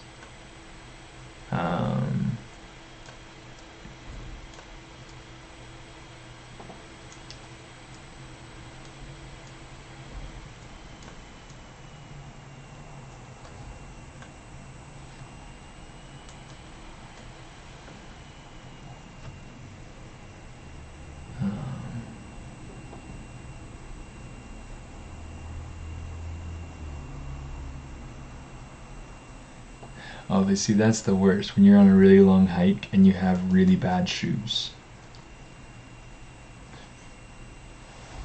That's Haley Joel Osment. Holy crap, he looks different. Yeah, I watched the movie today and I totally didn't even know. Sure. He used to be like this little kid. I know. I didn't even recognize him. It's like, no way. What movie is that? The Ted Bundy movie. Oh yeah. Don't touch me.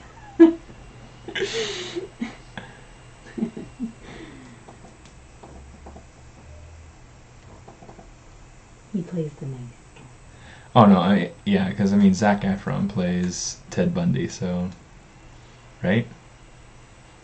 Oh yeah. Mhm.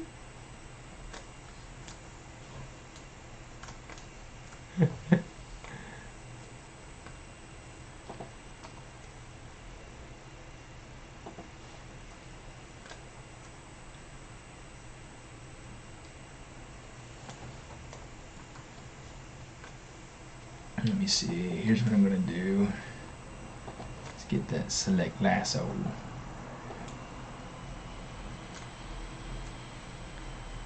Or better yet, I just want to make sure that I get the same selection on both sides.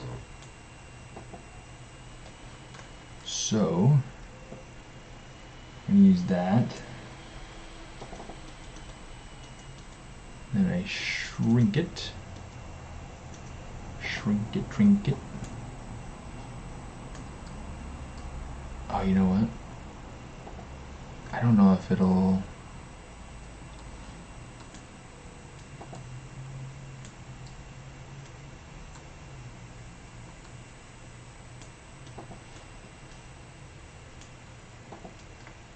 I don't know if it'll let me use...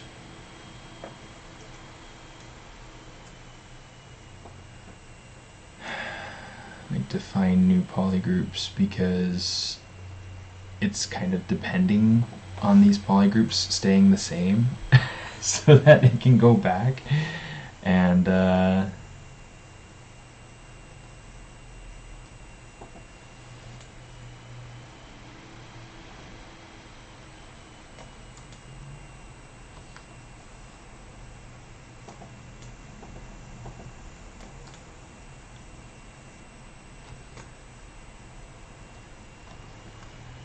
Let's do this. Deformation, let's use polish.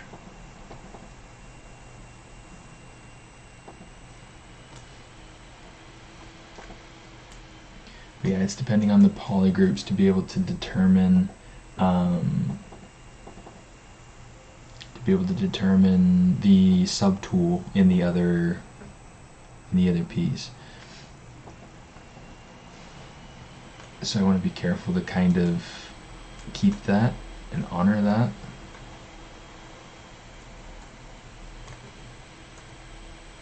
Yeah, let's go ahead, let's pull these out.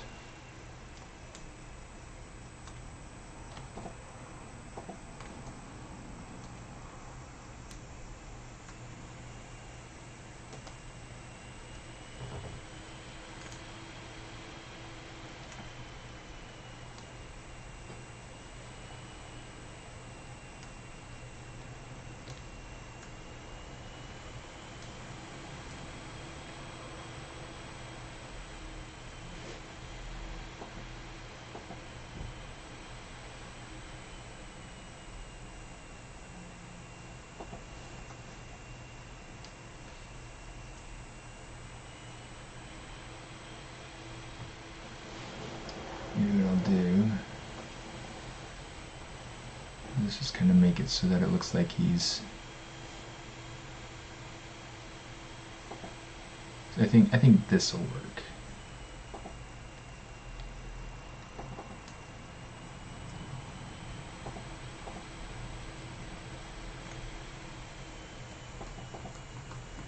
You know what, maybe not quite that much. Let's see. Maybe I don't know. Let's see. We'll test it. If we don't like it, we'll just go back.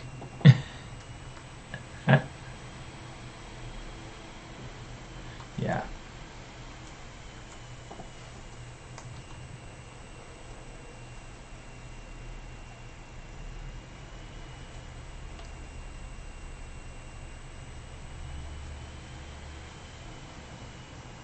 Okay, let me see. Why is it starting to look like my dog when he sees I have food?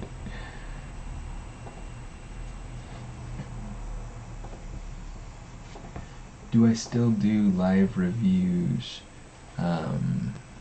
Live reviews of what? Of portfolios? I don't really do a whole lot of portfolio reviews per se. Specifically not on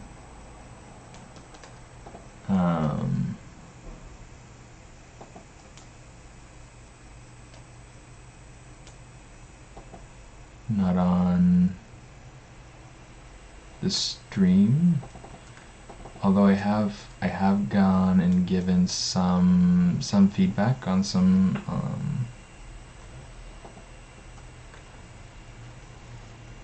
or I've gone and I've visited portfolios occasionally during the stream.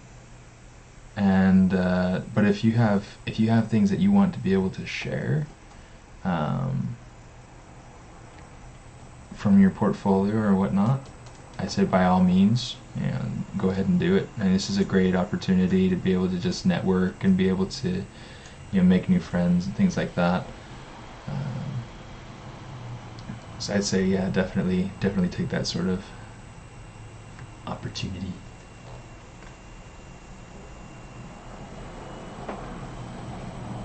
But yeah, I mean, if you wanted to, you're welcome to reach out to me. I do get messages pretty regularly, so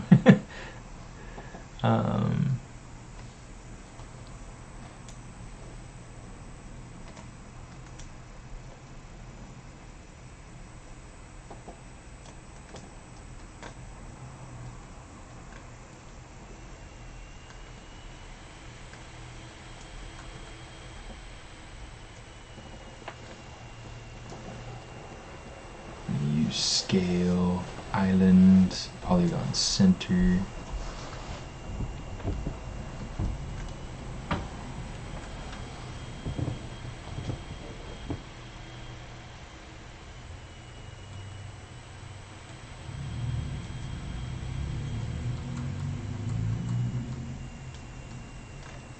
Okay, so that's not doing what I wanted it to do. Mesh center.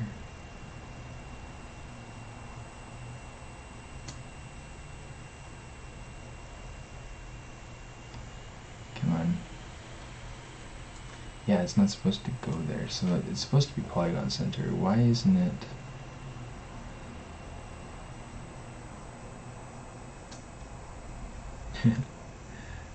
Well, you don't have to send me the you know, if you have what you want to, you know, kind of the idea of what you want to be able to ask about in writing, you're definitely more than welcome to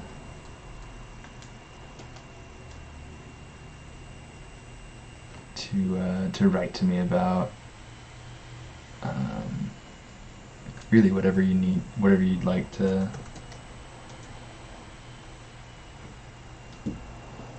ask. And then I'll usually try to refer people to resources or to other artists, other things, things that I have found helpful, things that I feel would apply. You know.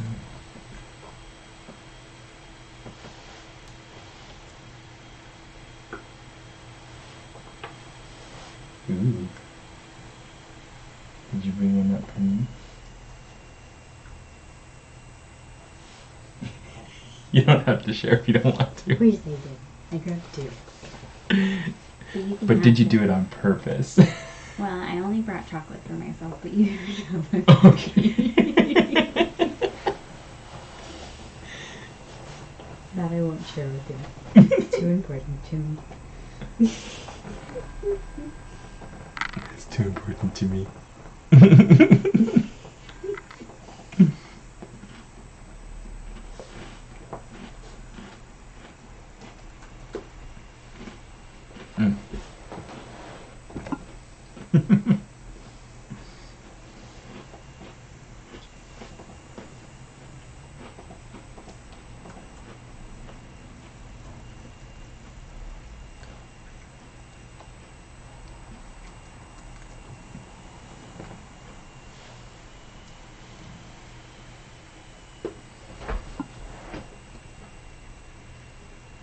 It's a slide edge partial.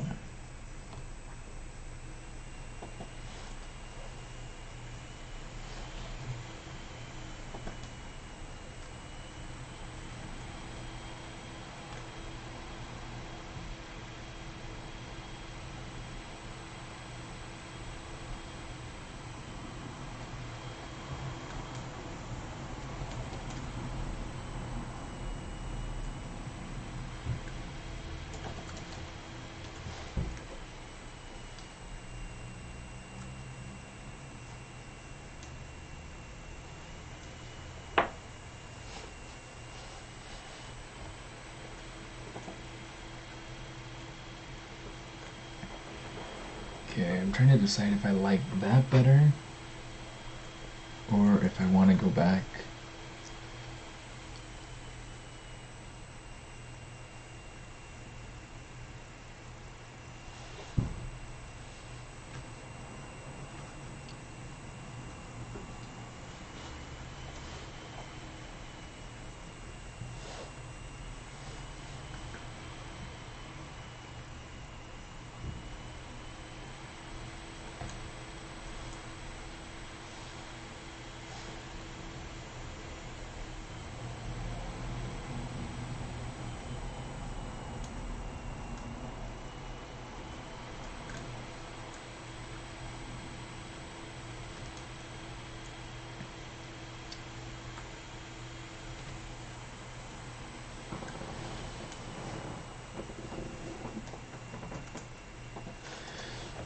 Let's see.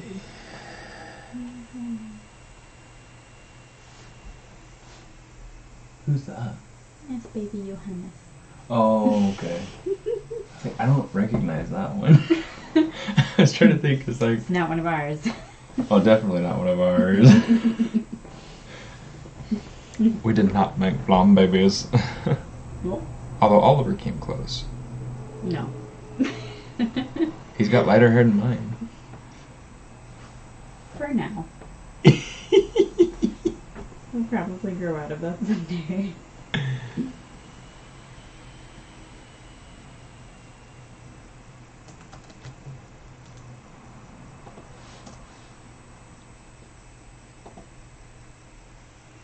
We really need to take a trip now.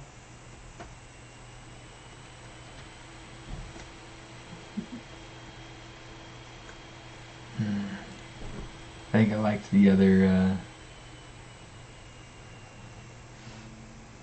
I think I liked the other version better.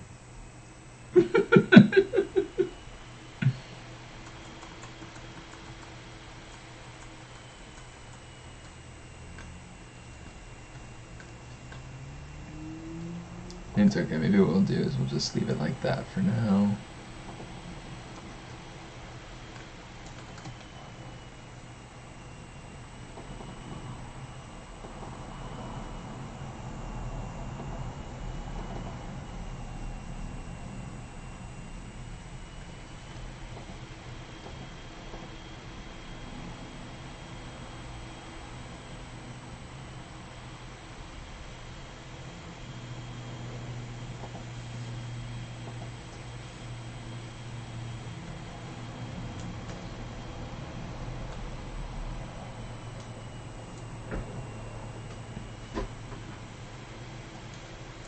Alright, that's starting to come along. No, I can't save that part.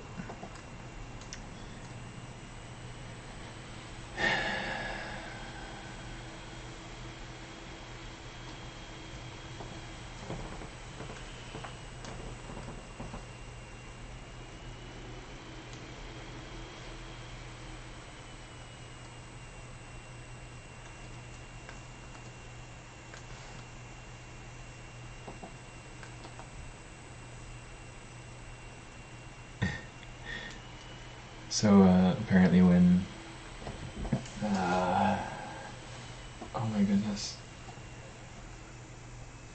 the younger of the two princes, is Harry? it Harry? Okay, so when he announced the birth of his son, and the only reason I saw this his announcement was because of Trevor Noah, but he went through and well, Trevor was like, oh, he was just so adorable, you know, new father, announcing his newborn son, and he's just so adorable. Watch, he goes through and he's just very very excited. You can see the huge grin on his face, and just talks about the mother's doing well and things like that, whatever. And then he turns to go, and he turns around to the horses that are standing there behind him, and he says, "Thank you." So horses? Yeah, I don't know if it was just that he was on his way out. My guess is that he was just kind of on his way out, and just kind of distractedly, said goodbye as he was looking around at the horses. Probably just checking his surroundings as he's leaving, whatever. Making sure he doesn't run into anybody. I don't know, whatever it is, but I'm pretty sure that it was just. Are you making fun of him because he's exhibiting signs of being your dad? So exhausted that. I'm just saying, welcome to the club, Prince Harry. Well, only for a little while. I mean, the sleep deprivation. That comes to I feel like we get pretty good sleep now, for the most part. Certainly better now than it was when the kids were brand new. Yeah.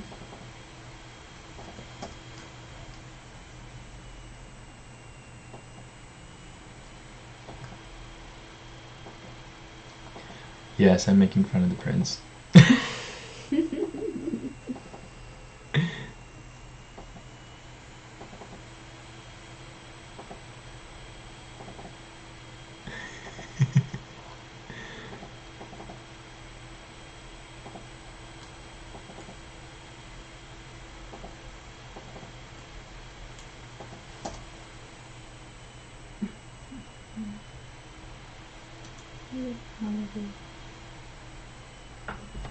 Holy cow, he was so little. I know.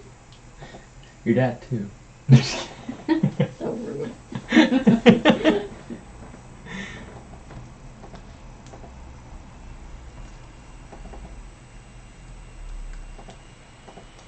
don't even know exactly where all these pictures are. It's always such a pain when that happens. Well, it's sad to think about like all the stuff we've lost, like all the videos that were from your Windows phone. I don't know where those are. Well, I have some of them on my hard drive. I don't know if you'd be able to get to them on your computer though. I don't know. Mostly just like Scarlett's second birthday when she started walking, stuff like that.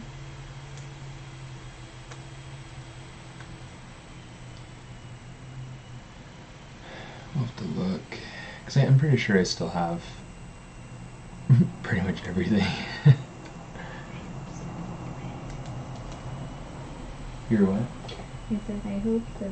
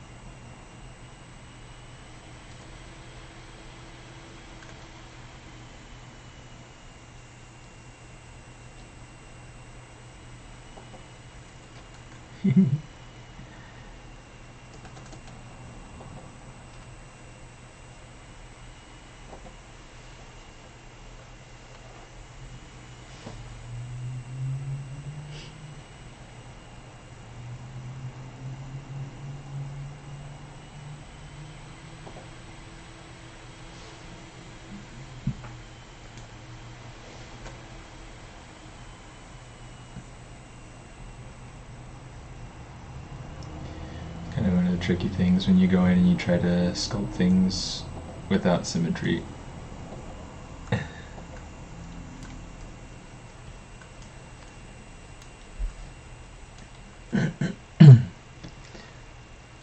Alright, let's try to finish posing this dragon.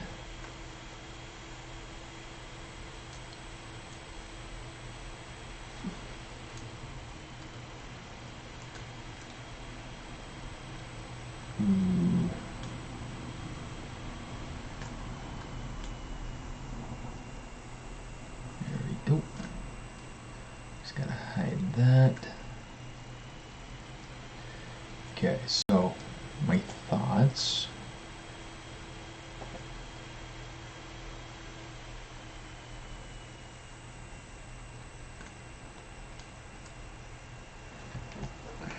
I'm trying to decide. Is the dragon a Z-sphere transform? I'm not sure I understand the question, but I did not use Z-spheres at all for this.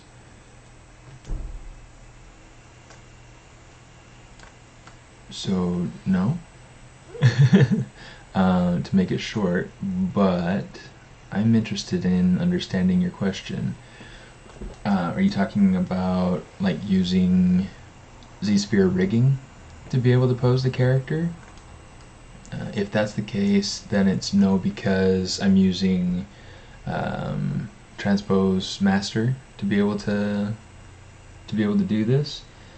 If you're asking whether or not I use Z-spheres to be able to do topology, then the answer is no again. But it's because I went through and I used ZModeler and the topology brush to be able to create my topology for this. And that's also my modeling method for this was, like, I had a, ooh, that kind of hurt. My modeling method, I blocked it out roughly, and then I did my topology over that. So yeah.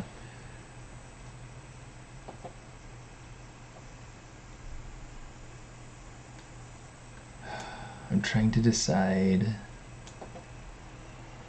if I want to, because I mean currently the rock work doesn't go, the rock work, that's like the phrase that, that we use at work. The rock doesn't currently follow this shape, right? What am I trying to say? So the rock work doesn't accommodate very well the pose that I intend to give him. The arms are a little bit further back than the blocking arms would have been. Let's just do this. So what I'm doing is I'm going to go ahead and I'm going to add a little bit of volume here. And that'll hopefully give me enough. Yes, so posing your characters, posing objects, posing things, creatures, it's always easier when you have clean topology. The reason is that then I can use masking tricks like this to be able to mask out certain areas and get nice masked rings around parts of the mesh. So right now I know that I've got this nice mask transition between the upper thigh and the lower leg.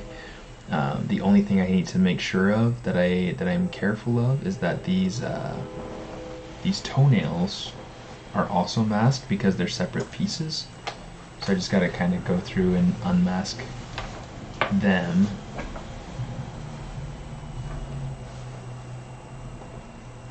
And then we're good to go. So now I can come over here and I can say, alright, let's rotate that up a little bit. Now I got this nice, fairly easy to deal with sort of transition here. Now, I mean, it's the other thing that it makes really quite nice. Let's come over here to the other one. Let's turn on the other dragon. Okay, so this other dragon, I'll show you a couple of instances. Right here's a good example. Okay, this this fold right here in the skin, I was able to get that. Do not throw your stylus. I was able to get that because I had the topology. So I was able to use different masking tools to select these rings, and then I was able to push and pull them out depending on whatever shape I wanted to make. And now I've got this nice kind of folded skin sort of look right there around the armpits. I was able to get something similar going on around the elbows. Same thing back here in the back of the legs. It helps it to feel much more fleshy. And I do something similar with the clothing on the character's back, or on the character's shirt. I haven't gotten to the pants yet, so we won't worry about the pants. But it's a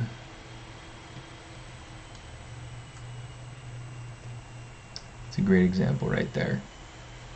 Okay, so you can see it's just very simple topology, but it allows me to control the shape and the form. Okay.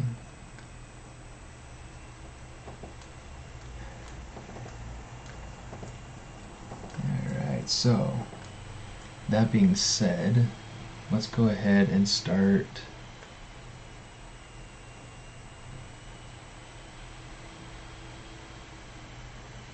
let's see, I think what I want to do for these legs is I want to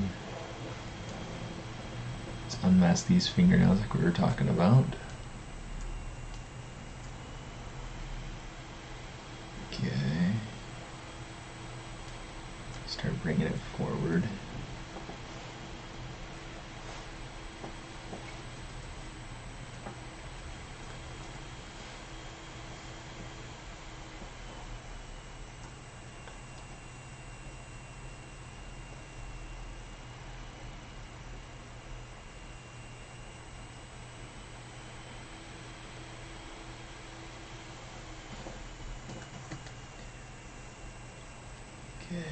here, I'm going to use more the move brush rather than the move tool.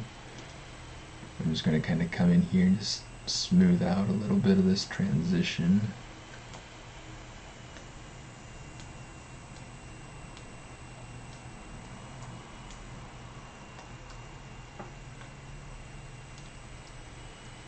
Okay.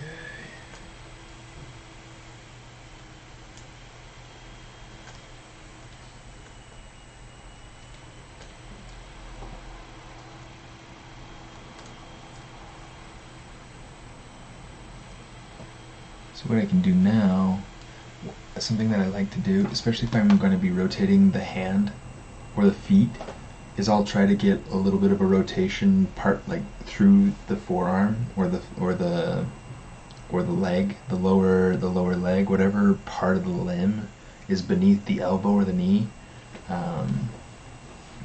because that's something that'll happen naturally. You have your radius in your ulna up here in your arm, those bones. So as you try to keep things covered so that keep it PG.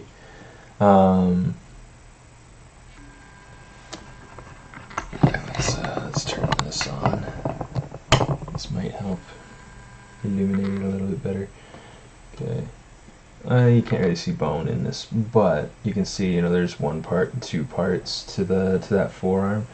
So, these muscles will they'll pull on the radius and ulna to help to twist the wrist.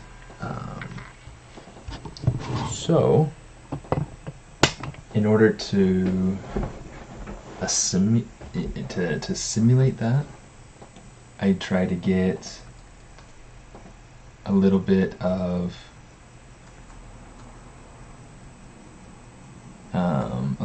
twist in the forearm. Oops, it's a little bit. It's on the surface, so just kind of hold Alt and sink that in. Okay, and I don't have to make it go all the way, but I do have to make it go a little bit. Okay. Because now with the wrist, I'll be able to finish the rotation with the wrist. Okay, let's bring everything back. Oh, that's not what I want. Bring everything back, please. Right.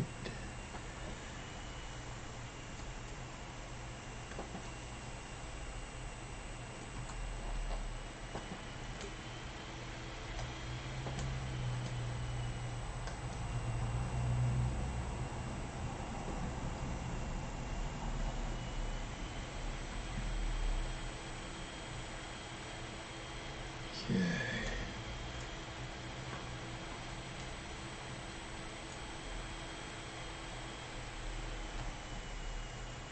So right now,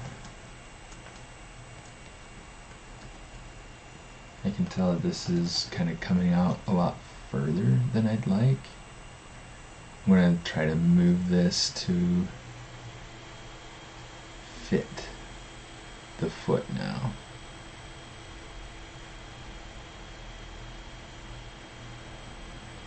And this will just make things a little bit easier.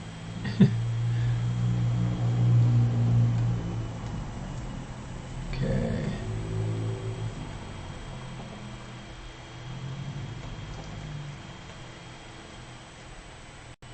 Okay, so remember how I told you about using the different masking tools? So what I'm going to use, I'm going to say Transpose, edge loop partial. And now I'm just going to use my move brush. Just plain and simple. Start kind of pulling this out.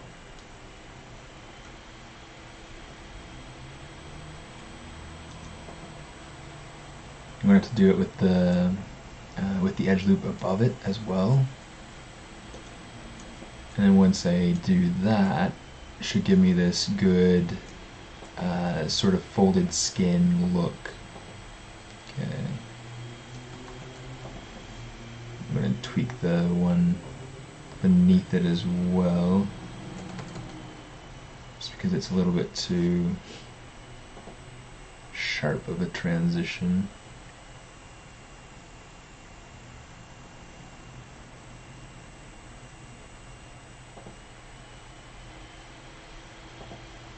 So I want to make sure that in these sorts of situations where the skin is folding, where the body is deforming, I want to make sure that I'm not losing volume. Something that's always really tricky to kind of keep in mind is making sure that we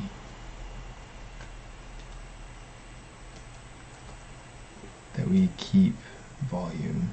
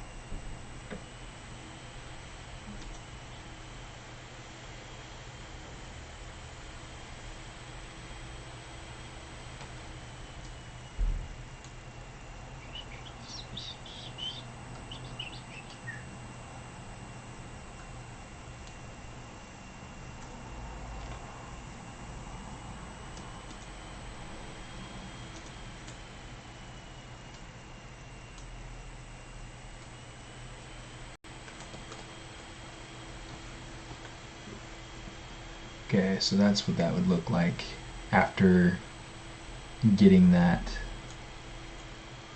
pose working, getting that that wrinkle working. Okay, a really simple thing to do, but it adds a lot.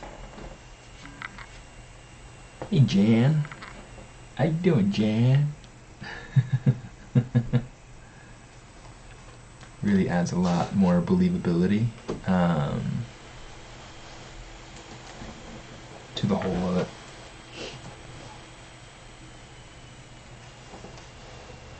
So we can do something similar with this. Let's get rid of that.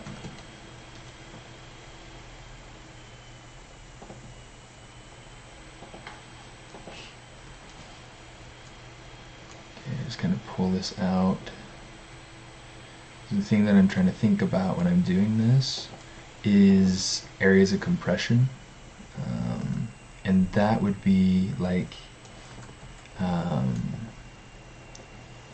areas of the skin that are, in fact, let's mask this. Areas of the skin that are being pushed together. So if the skin's being pushed together, that's what's causing these wrinkles. This was causing these folds. Okay. And so if we think about what's happening physically when we see a fold, then it's a lot easier to figure out how to interpret that in the topology, in the geometry.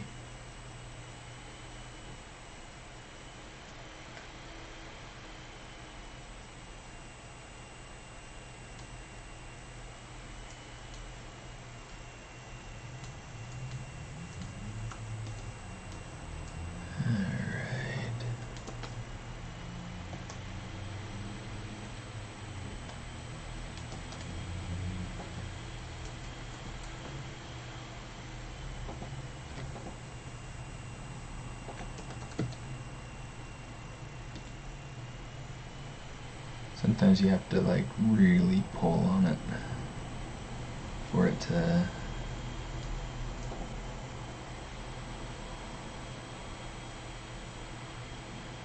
to work for you.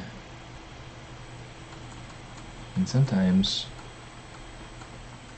pulling isn't even quite what you need to do. Maybe I just need to go ahead and take my move tool, move it out a little bit.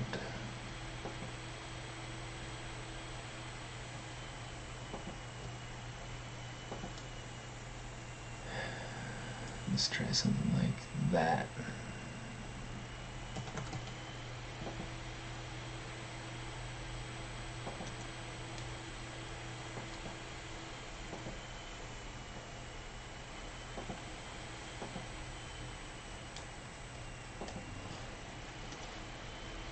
Yeah, you'll get quite a bit of deformation in areas like this. And it's a good idea to kind of go back and forth too, because you'll get the muscles kind of pushing on each other, or the areas of skin pushing on each other. So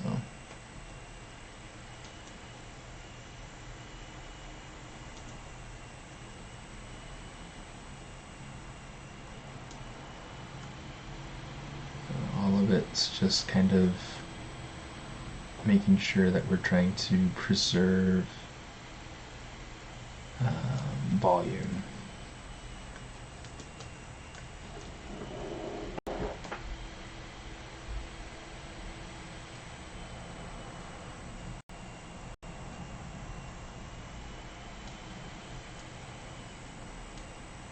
Hey Matthias, how you doing?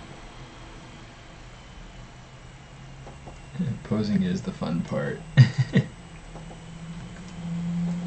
Right here. Here's what I want to do. I feel like these muscles are going to be more flexed here, since they're trying to catch, trying to, like, keep everything straight. And so I feel like this side might not be as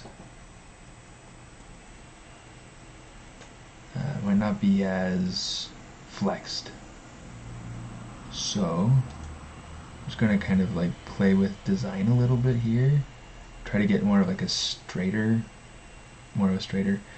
much straighter edge over on this side, give it a little bit of a curve on here. And again, we're going to go straight on the inside, curved on the outside. And this should help to kind of build the sense of weight and the sense of motion and stopping the motion. So it should be pretty fun.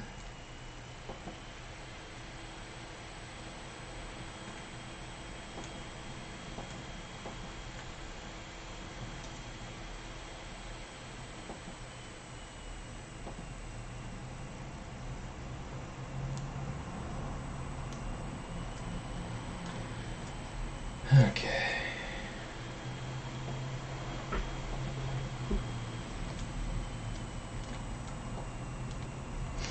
So here's what we're gonna do. Let's come over here, Z plugin. Let's take it all and move it back. This way we can kind of just start to build progress.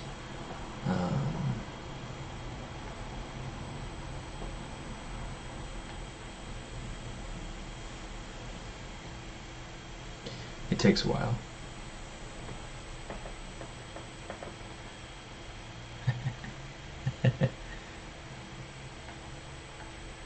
No!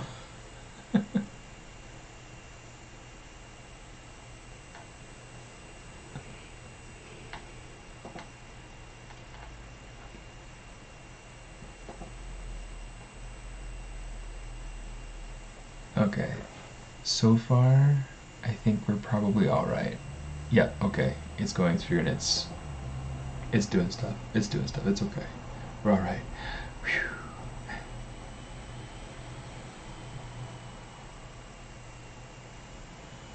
Oh. But look at what else it's doing. Oh no.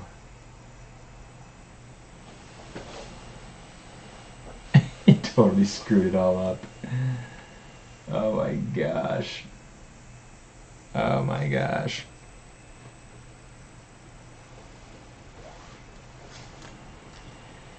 Well, this is why we save versions.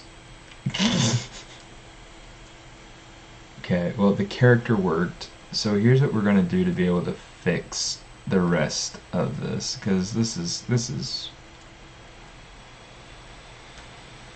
terribly inconvenient.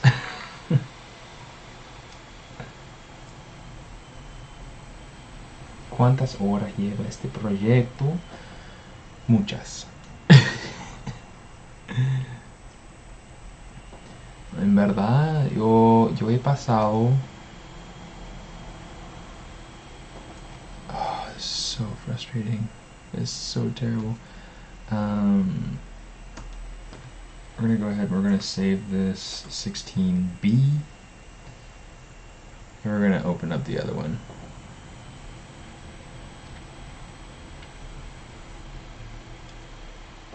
And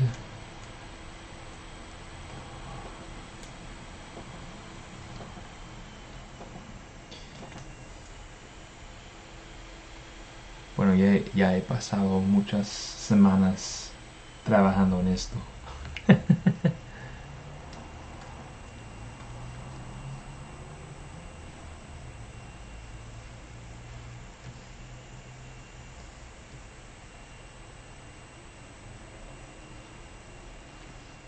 Delete hidden.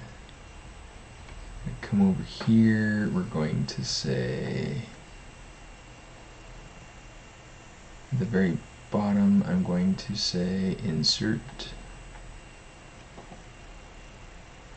proposed dragon. Okay, and then what ooh, what in the world happened there?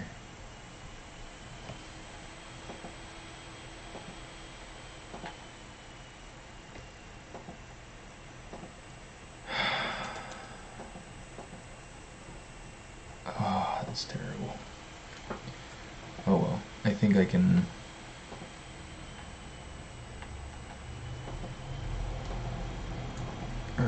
I can't really fix that. It's always so fun when things like that happen.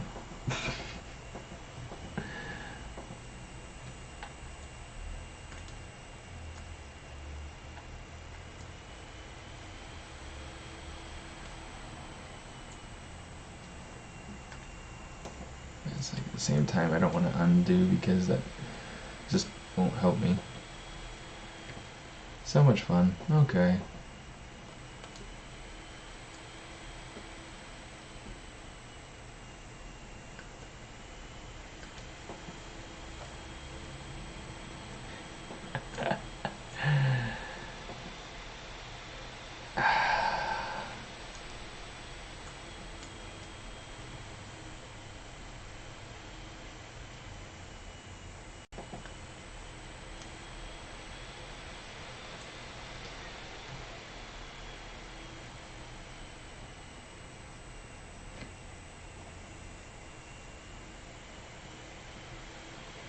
So odd to me. It's just so odd. Okay. So let's get rid of that.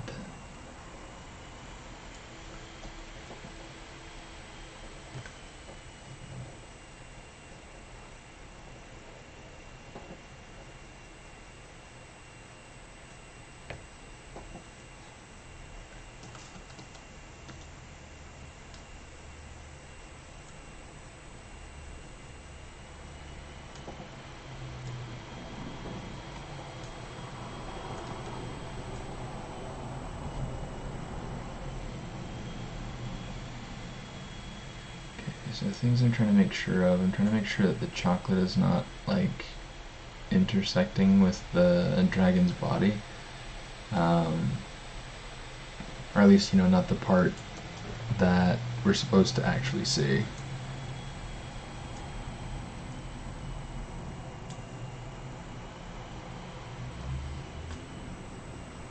And then little by little I'll go ahead and I'll get rid of pieces that copied over well.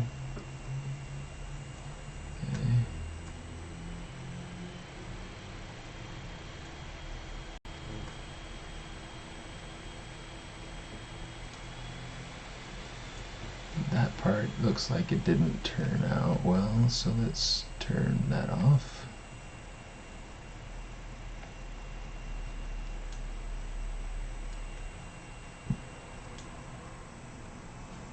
The waffle horns didn't turn out well.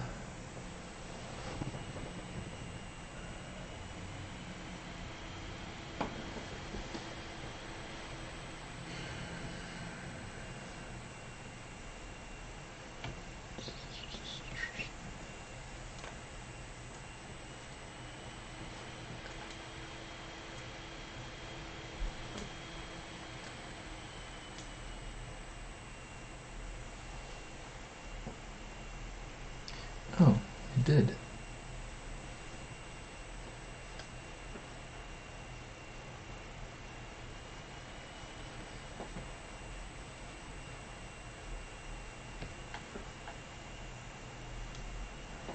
Okay.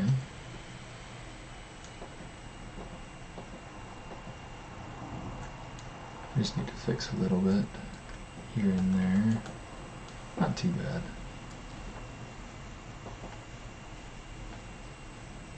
See, this becomes the long, tedious part, is fixing whatever went wrong. I think what happened was that, see, we'll have to fix this dragon completely on its own.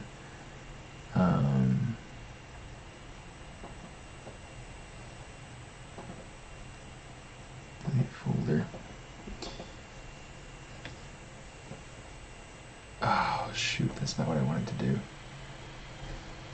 Well, it is what I wanted to do, but I wanted to take all the subtools with it. Because what we're going to do is we're going to just bring in the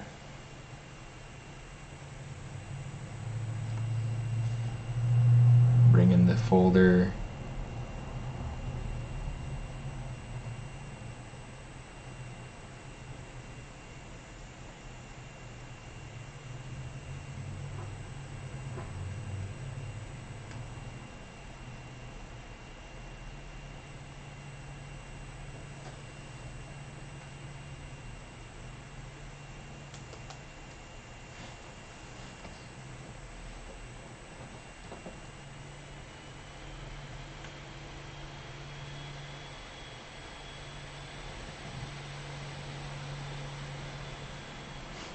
Let's just bring this down.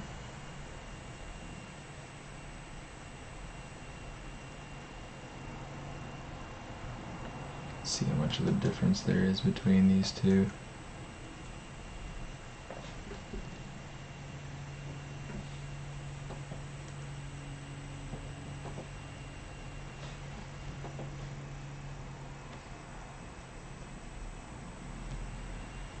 Yeah, we'll use those ones.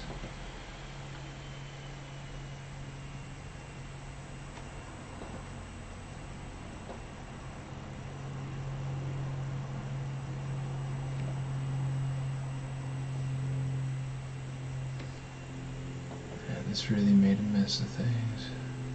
Alright.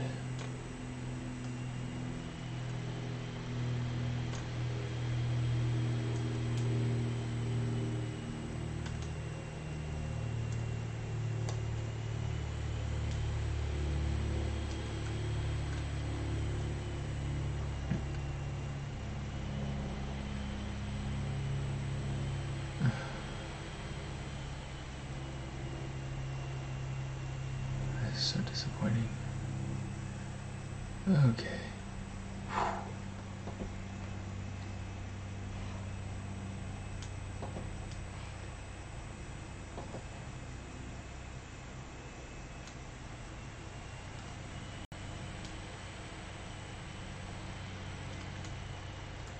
I'm just trying to like keep whatever's good, get rid of whatever is doubled up. I'm going to have to come through over here and fix these. It looks like it's just the 1 foot, so hopefully it's not too bad, but whatever.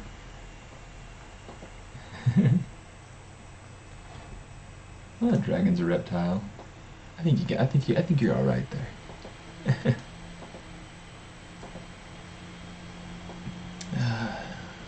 let's go ahead and we'll fix the colors, and then we'll call it a night. It's almost 11, so we're coming up on the end here. Okay. We're going to say group split. Let's say okay.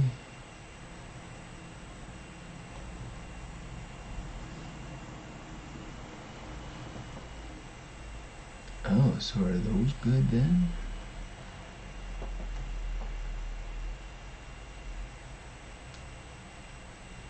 Sweet.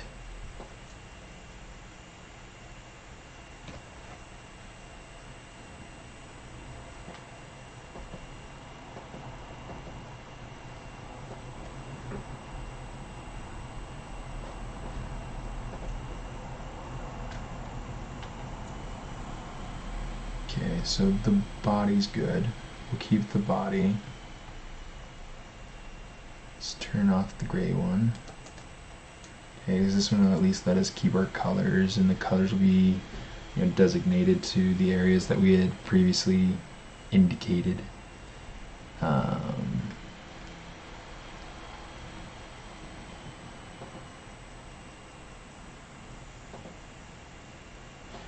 Let's turn that subtool back on.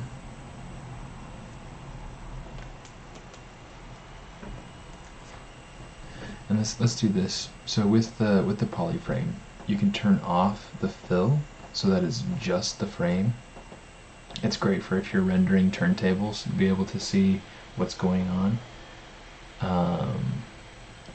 So I'm going to go ahead, let's just kind of key through these.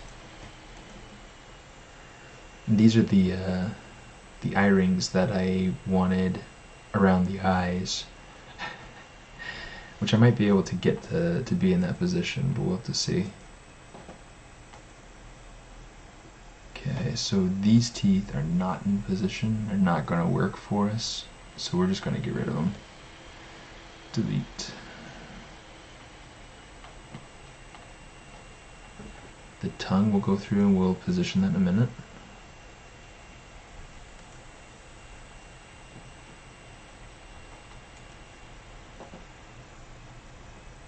The back chocolate.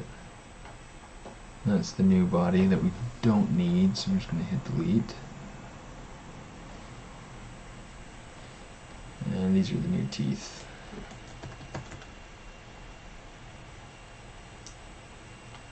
Ciao Somnio. Que te vaya bien. Que te vaya regio, que te vaya muy piola. Que te vaya super. Okay.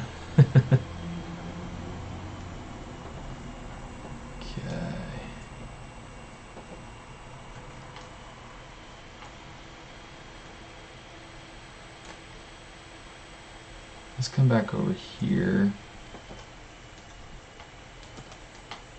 Let's fix this.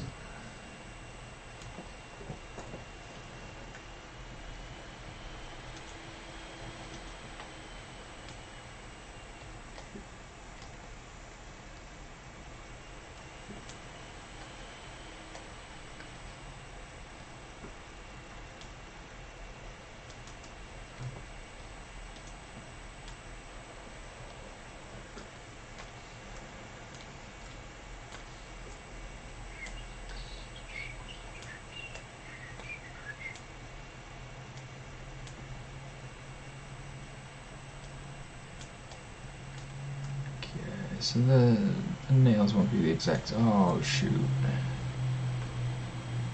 All the things. I wonder how that even happened. That's. Oh, I think I know why. It's because we did that that quick sample, kind of showing how to use the quick masking to be able to, quickly move pieces. Pretty sure that that's what would have happened. Alright, but it's okay. I think that is probably just about, you know, decent now.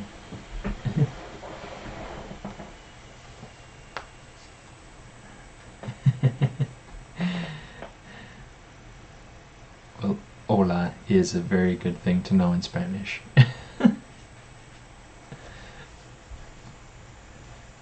It's a conversation starter.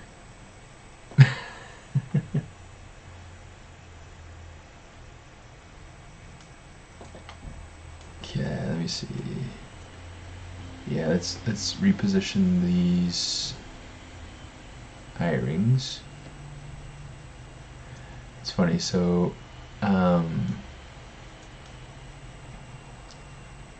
the visibility icon here, it used to be that when you hit that,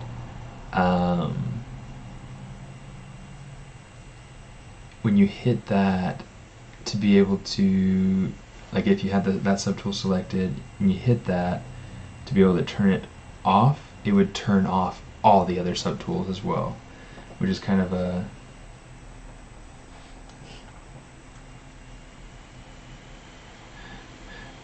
bummer. I mean, there's a way to get around it. There were other things that happened too. It was really kind of funny, but you know what? That's not going to work. Oh well. So here's what I'll do.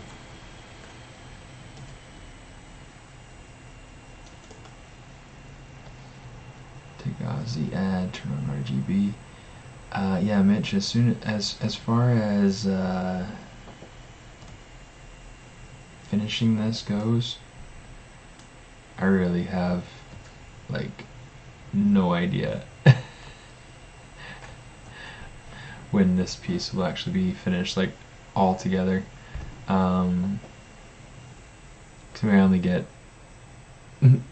like 3 hours on it every week. That's kind of the pain. Is, you know, when you're working on a project that you really want to have turn out really well, you got to put time into it, and if you're if I had time to put into it, I'd say it'd probably be done pretty quickly, or quickly enough.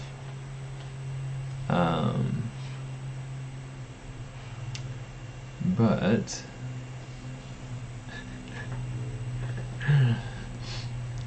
it's sadly enough not going to be something quick, which is fine. I mean, really, it's, for more than anything, it's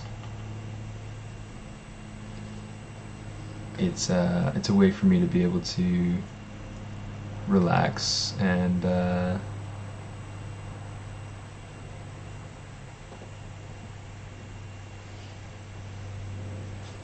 see if we can get this.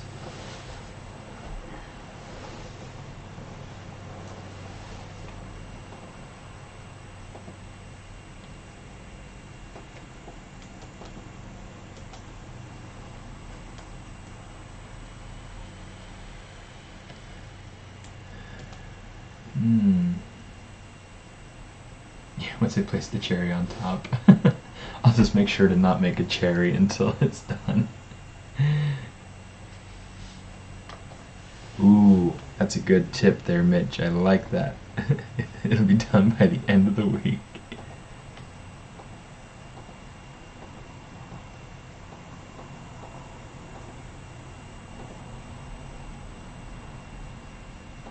Let's try. I'm trying to play with these auto masking that I'd taken it about 10. That's too much. I'm gonna take it to like 5.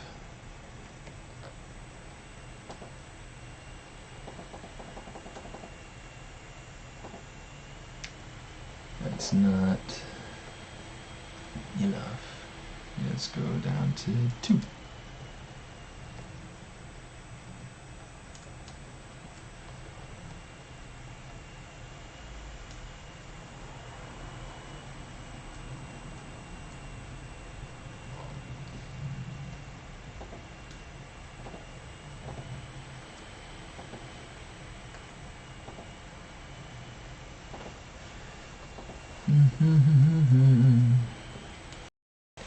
Okay, all that time.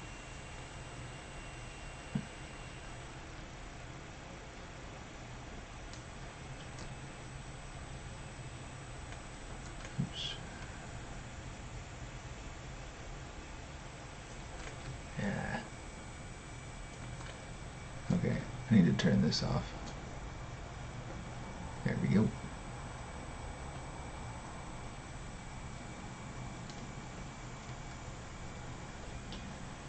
Like in all that experimenting with the auto masking, I'm already almost done by doing it by hand. Oops.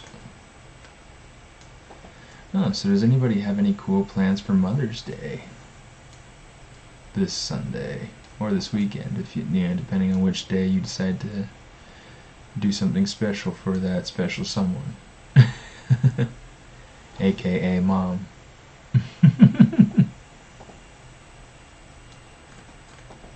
Or your wife, or your aunt, or your grandmother,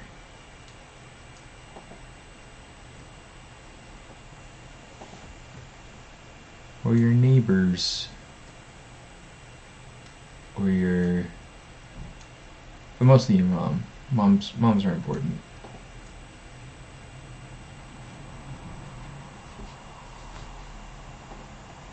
We'll be going to breakfast with my wife's side of the family on Sunday. Not on Sunday, on Saturday.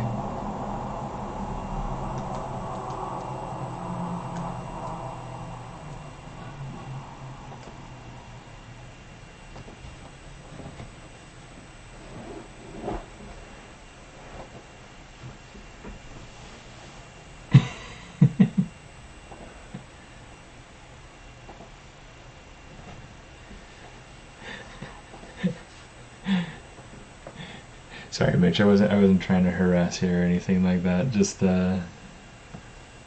teasing. But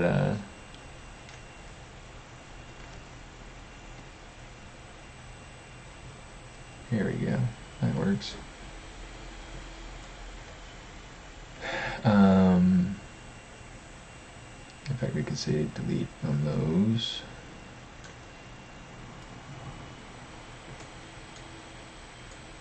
We'll come over to these teeth and we'll fill them.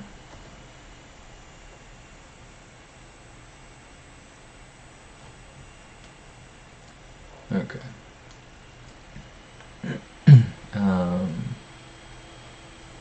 You're used to getting abused. Poor kid.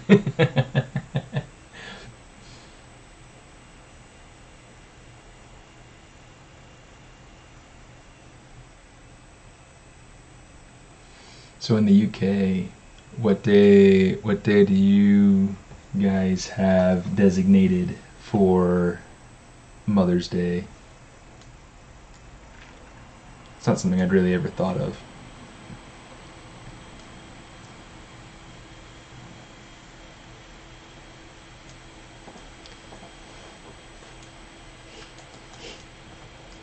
Okay, so since these pieces are attached, I'm just going to go ahead, let's pose this leg.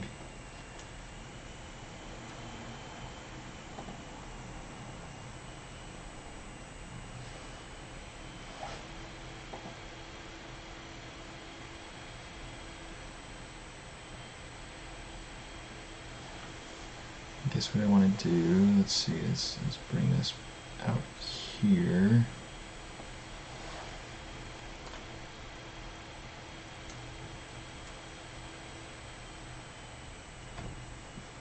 Late March, huh? Hey, ya Marty.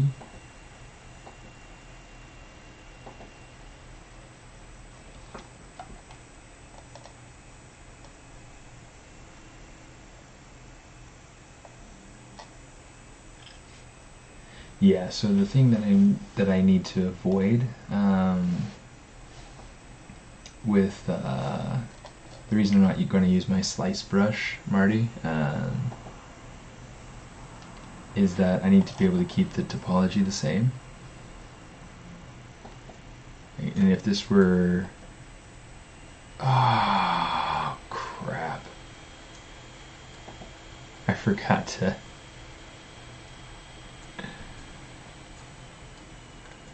unmask those. If it were purely sculptural and I wasn't going to care about topology or anything like that, then I would probably go through and use something like the slice brush or trim dynamic, Sculptress Pro, and all sorts of different little things that I would probably go through and use. But yeah, I mean, it's this particular piece is one that I really enjoyed using topology. I enjoy the creative structure of it.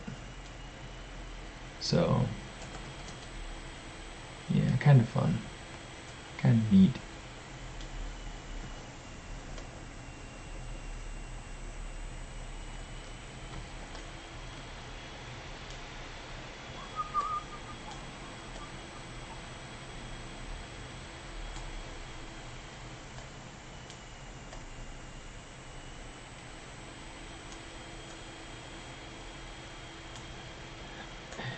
Hopefully I'm not making you too bored there, Mitch.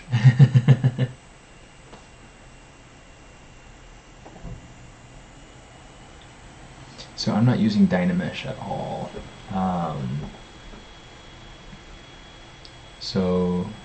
And that's kind of a huge point, is that I'm keeping my topology.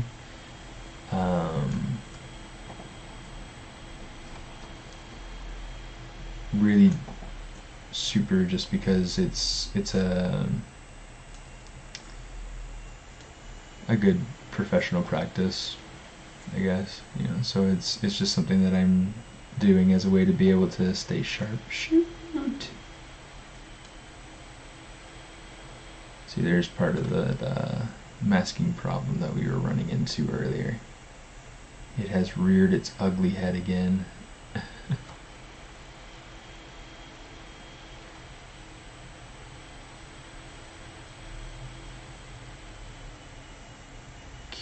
Let's kind of bring this maybe about to right there.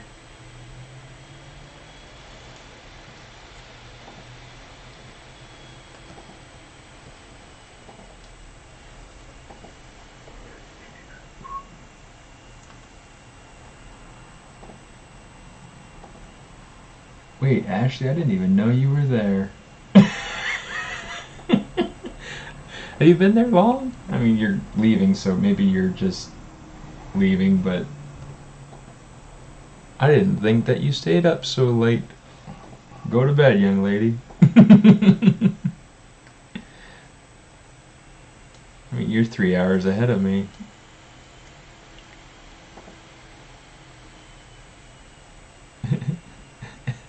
Good to see you. Go put some band-aids on your eyes so they stop bleeding.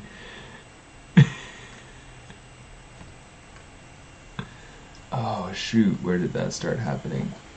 I got some stretching on. Maybe what I'll do is, instead of undoing, we'll just fix it the same way that we did the other one.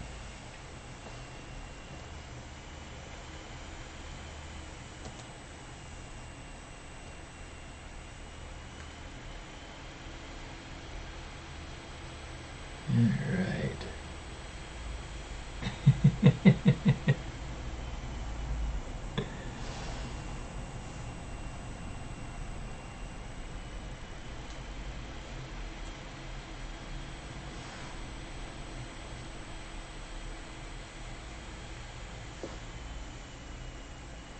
No te pateas. Don't kick yourself. I'm trying to figure out, like, don't beat yourself up. Is that kind of what that would translate into, Julio? No es un dicho que conozco.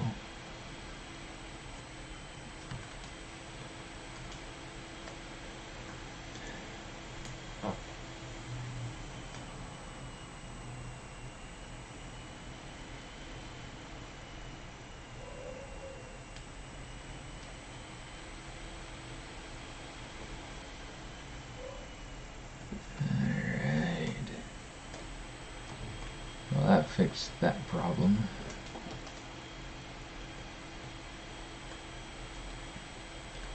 And I might worry about fixing those toes at some other point.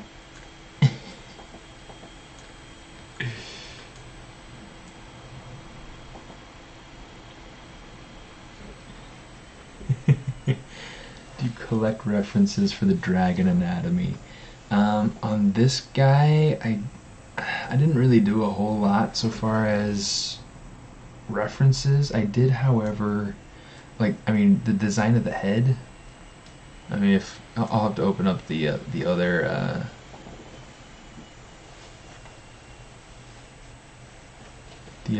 tool so that I can show you the. Let's see, turn on Dragon 1.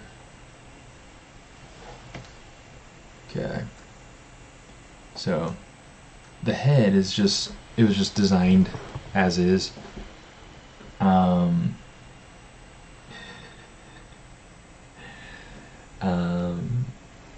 I just kind of went through and sketched, did a few different sketches, and I just came to one that I liked, and then I just thought, you know, that's kind of the personality I want brought into these dragons. Just really fun, really zany. And then the feet, I went through and tried to think about what kind of animal would have just the shape of feet that I kind of wanted. And I eventually came to the idea of using something like a gecko, making kind of gecko sort of style feet. So I did pull together some reference that I found helpful.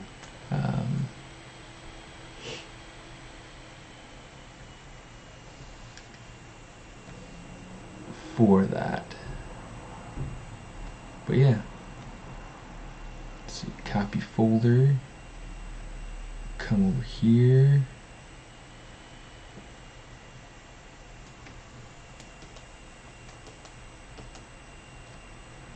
Let's drag this in here because we don't need that out there at the moment. Let's go Z plugin, paste folder.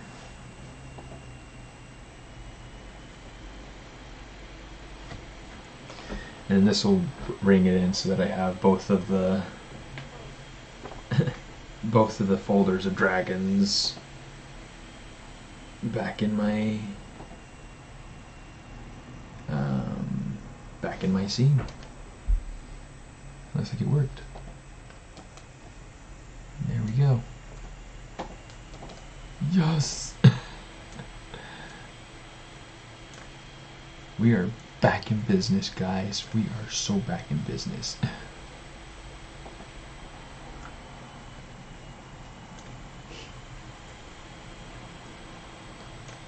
Okay.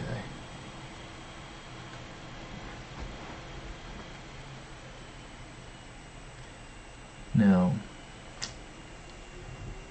purely because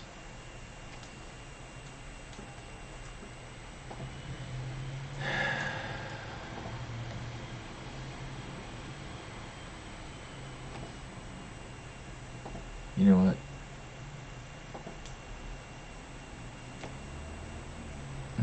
Those trees, I need to turn off the trees. But the Oreos, we'll turn off the Oreos for now.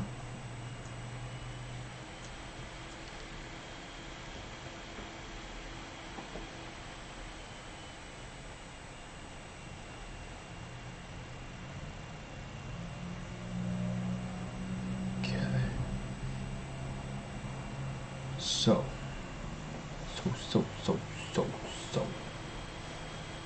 I want to go through and I want to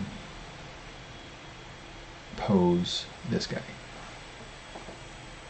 So what I'm going to do, yeah, let's just do it like this. Make it so that I've got just these things visible. And we'll go ahead, we'll do transpose master. Oh, but first let's save this. 17, please.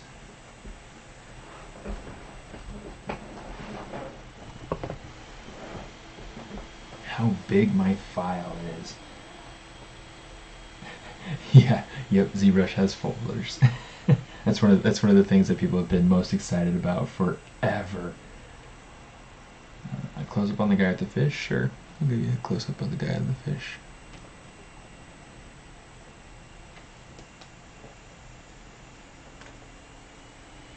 Yeah. So that's what he looks like. He was a lot of fun to develop. And then I did the fish last week, along with a lot of the other little bits to, that I have on the guy so far. Yeah, he's been a lot of fun. He's been a lot of fun. This guy is also based off of something that I sketched in my sketchbook. Okay, so there's kind of the sketch that I based his whole portrait and design off of. And I actually based that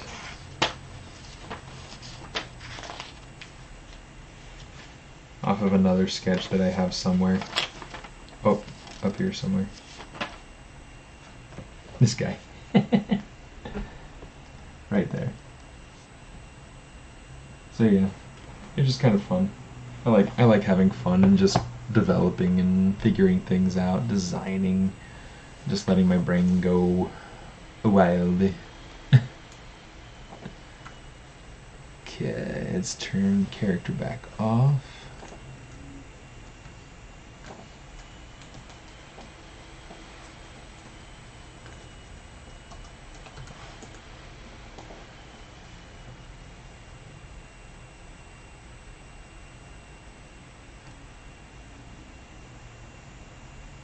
Just going to kind of round that out a little bit. I'll probably tweak it again some more later, but we'll see. Okay.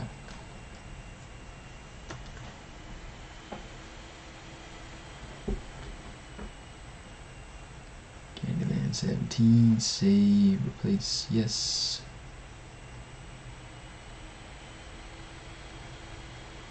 Okay, so I'm guessing that one of the things that happened when I did this last time, when I did Transpose Master, T-Pose Mesh, I'm guessing what happened was that I changed polygroups or geometry in some way.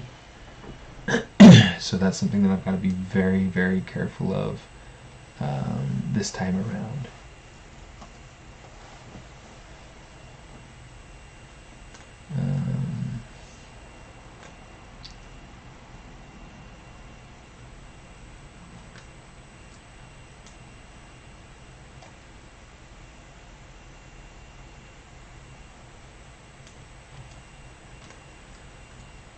Okay.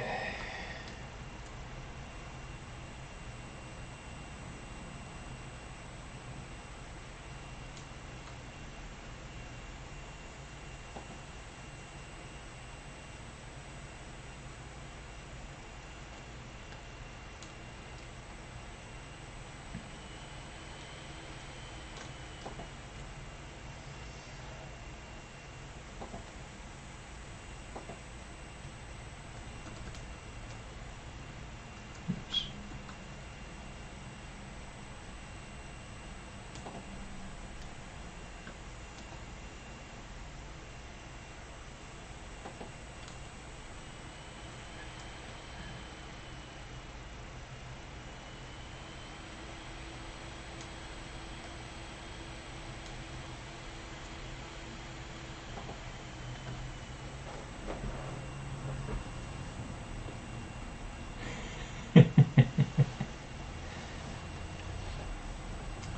My file size. Let's check it out, just for the sake of kicks and giggles, right?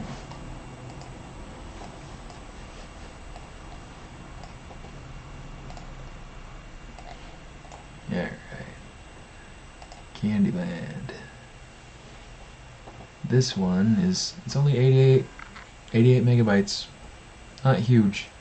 And part of the reason why it's not huge is that everything's topologized. So because everything has topology, it just makes it a whole lot lighter. That's kind of nice. Okay. It's kind of funny because like with the amount of noise that my machine makes, you would think that it's a lot a lot bigger of a file.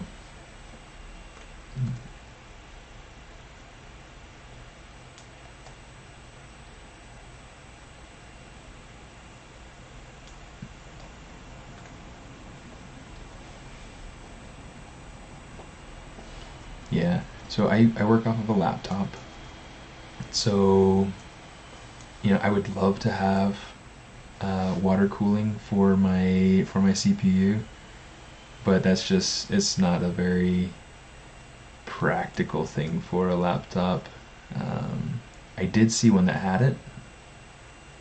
It was just like $1,000 more expensive than the one that I got, and so I decided to be happy with the one that I got. It's been a really good machine. It handles everything quite beautifully, actually. Um, not quite as nice as a nice desktop computer would be, but still really nicely.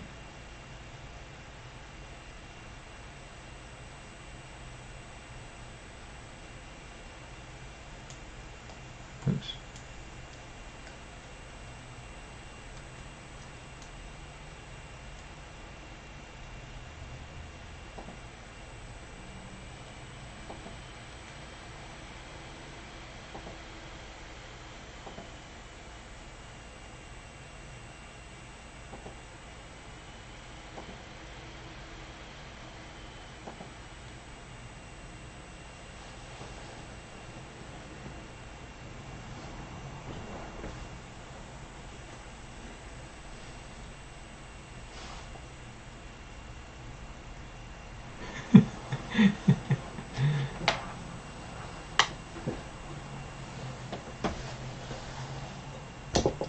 Oh, it better not die on me. It's a brand new machine.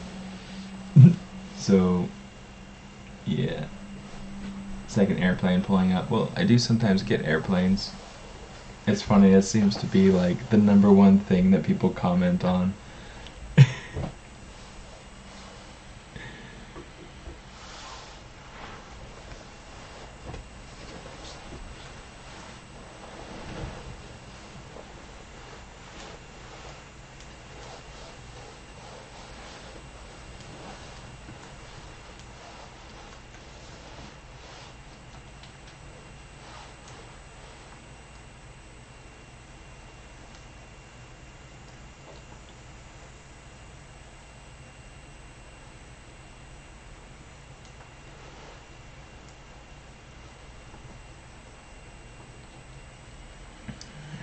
Let's come in over here.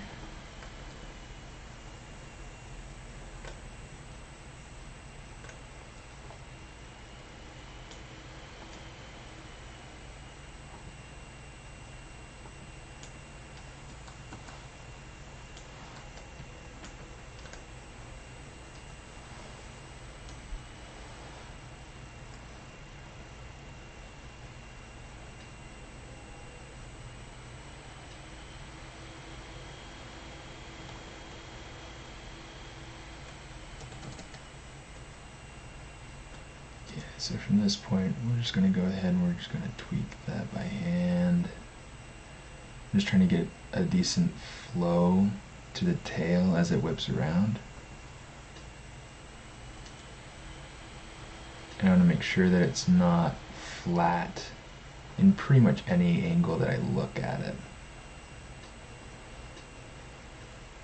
I want it to have some sort of curve.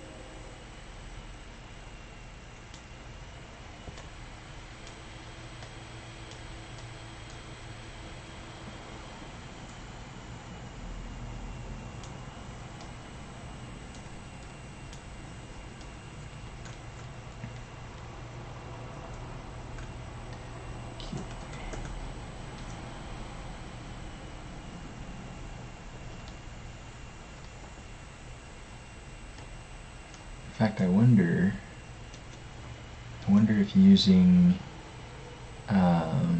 ZModeler on these Transpose master pieces, I wonder if that had any negative effect on me, if that counted against me when I was posing before.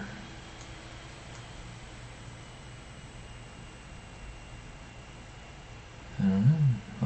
I'll have to actually go through and check it out, test it out, see what I can find out.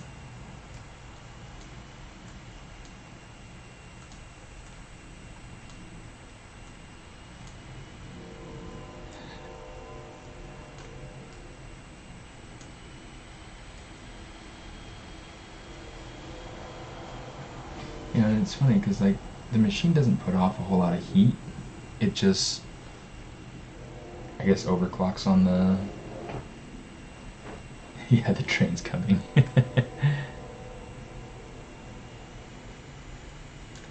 Oh boy.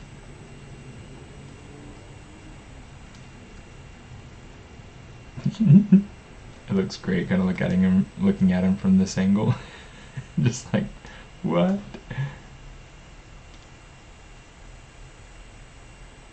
Just kind of pull out.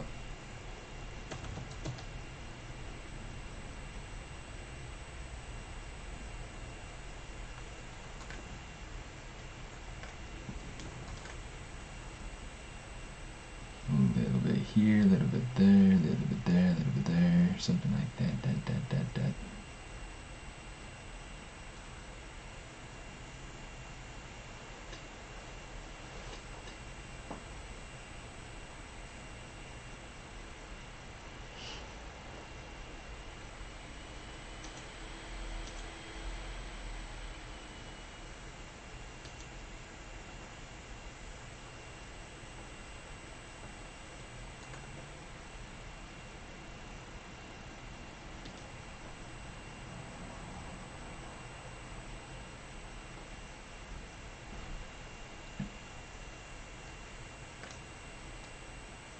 Thanks.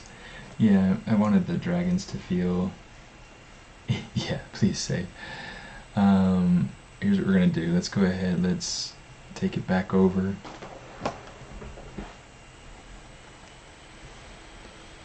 And I'm curious if this will go through and will ruin my mesh again, like it did the last time.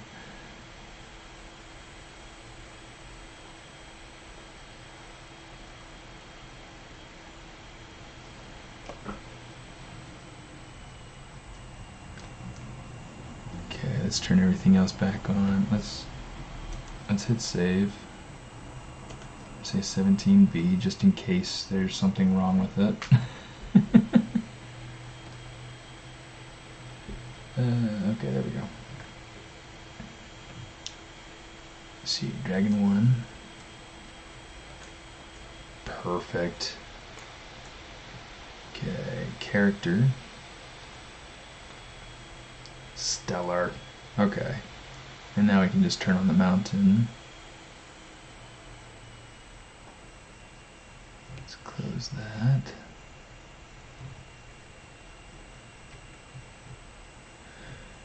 Let's turn on that little top piece.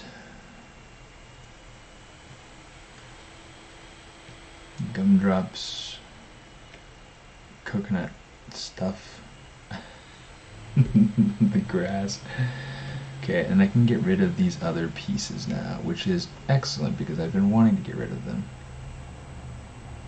Delete, delete, delete.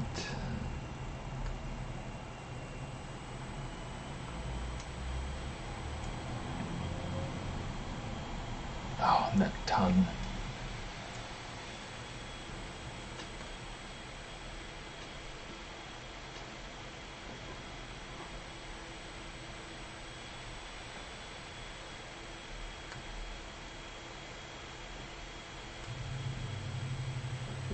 I'm not going to worry about sprinkles this time, but So let me see our document.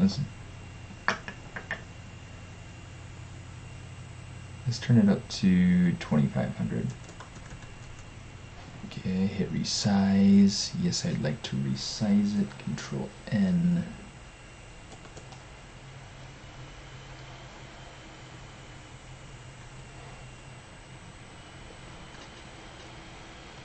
Let's turn on perspective.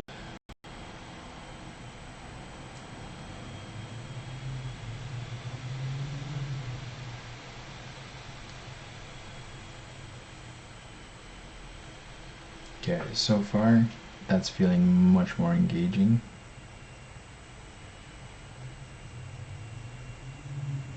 Right there. Right there. Okay, so I want to be able to save my views. So, timeline, I'm going to go show. Okay. I'm just going to make that a view. Okay, and you just click there and that's making a keyframe. Okay, so if I wanted to, I could go ahead and I can change my view.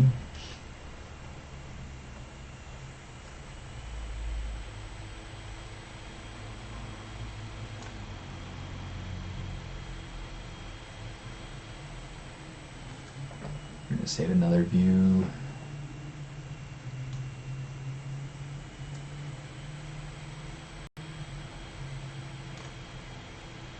Let's go ahead and pull in pretty tight here.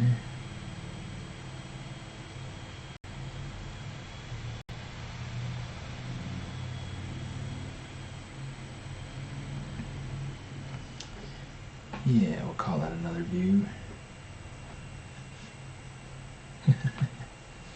It's old classic cartoons. Yeah, I just wanted to be spunky, you know, fun.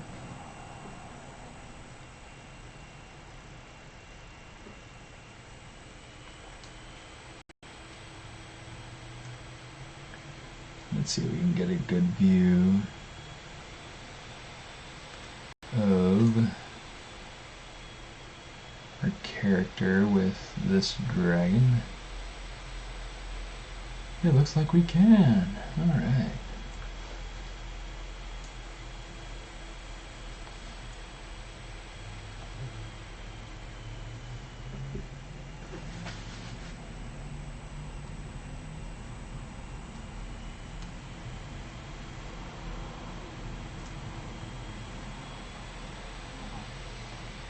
See something like that.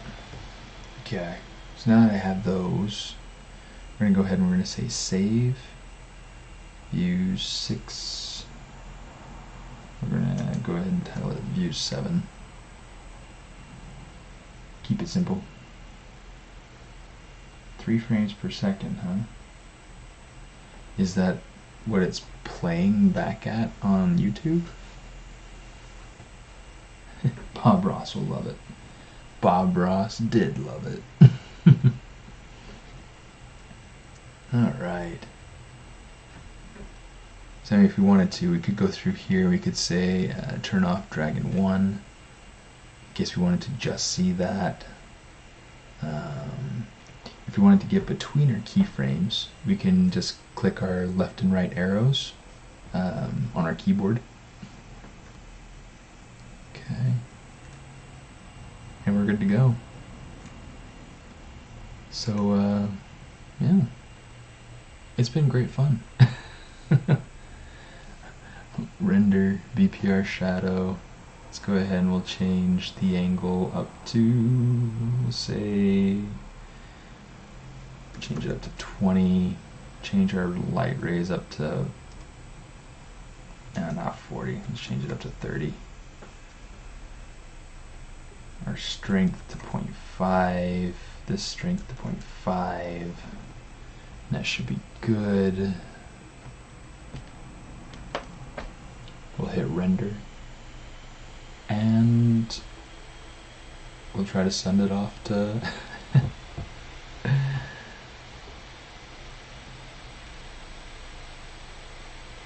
yeah, look at that. Look at that. So cool. Alrighty, guys.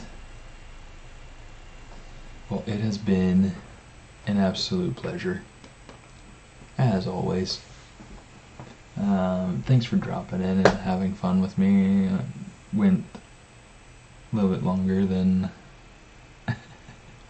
than typical, but thanks for hanging out and having fun and chatting. And yeah, starting next week, instead of streaming on Wednesdays, I start streaming on Fridays. This Friday, and one Friday a month. On the second Friday, Ana Carolina will be streaming, so be sure you tune in to see her on Friday. But then next Friday, I'll be here. So it'll be the 17th. So if you're interested in following along and kind of getting updates and news and when I'll be on, or even just being able to go back and watching old episodes, you can do that by going to the Pixelogic website. Go up to, I believe it's the community tab. You can go down to the ZBrush Live, and you can find all the presenters there. You can find all sorts of really, really good talent there. Really, really good talent, plus me. It's a really good, fun group of people, and I feel really fortunate to be one of them, be part of them. Go tune in, watch them, have fun with them. There's a lot that I learn from them when I'm watching and listening. I love watching Ashley's streams or Shane Olsen's streams. Who else do I tune into regularly? Ana Carolina when I can. Although lately I haven't been able to much. Brendan does a really good job with really cool high detail stuff. Just awesome stuff. Anyway, lots of people there. Go tune in. Go see everybody. Mitch is not on the list, but he's a great guy. He's a great sculptor, and you should be on the list. Yeah. Anyway, if you'd like to go see past episodes, you can go hang out there and see it on the YouTube channel. Or you can follow me on Instagram, and I'll have updates and news and works in progress and things like that I'll post. And yeah, feel free to join the smartest community. So I will see y'all around next Friday. Not next Wednesday, but next Friday. And yeah, be sure you go check out the rest of everybody and go have fun. Thanks for hanging out, and I will see you next week.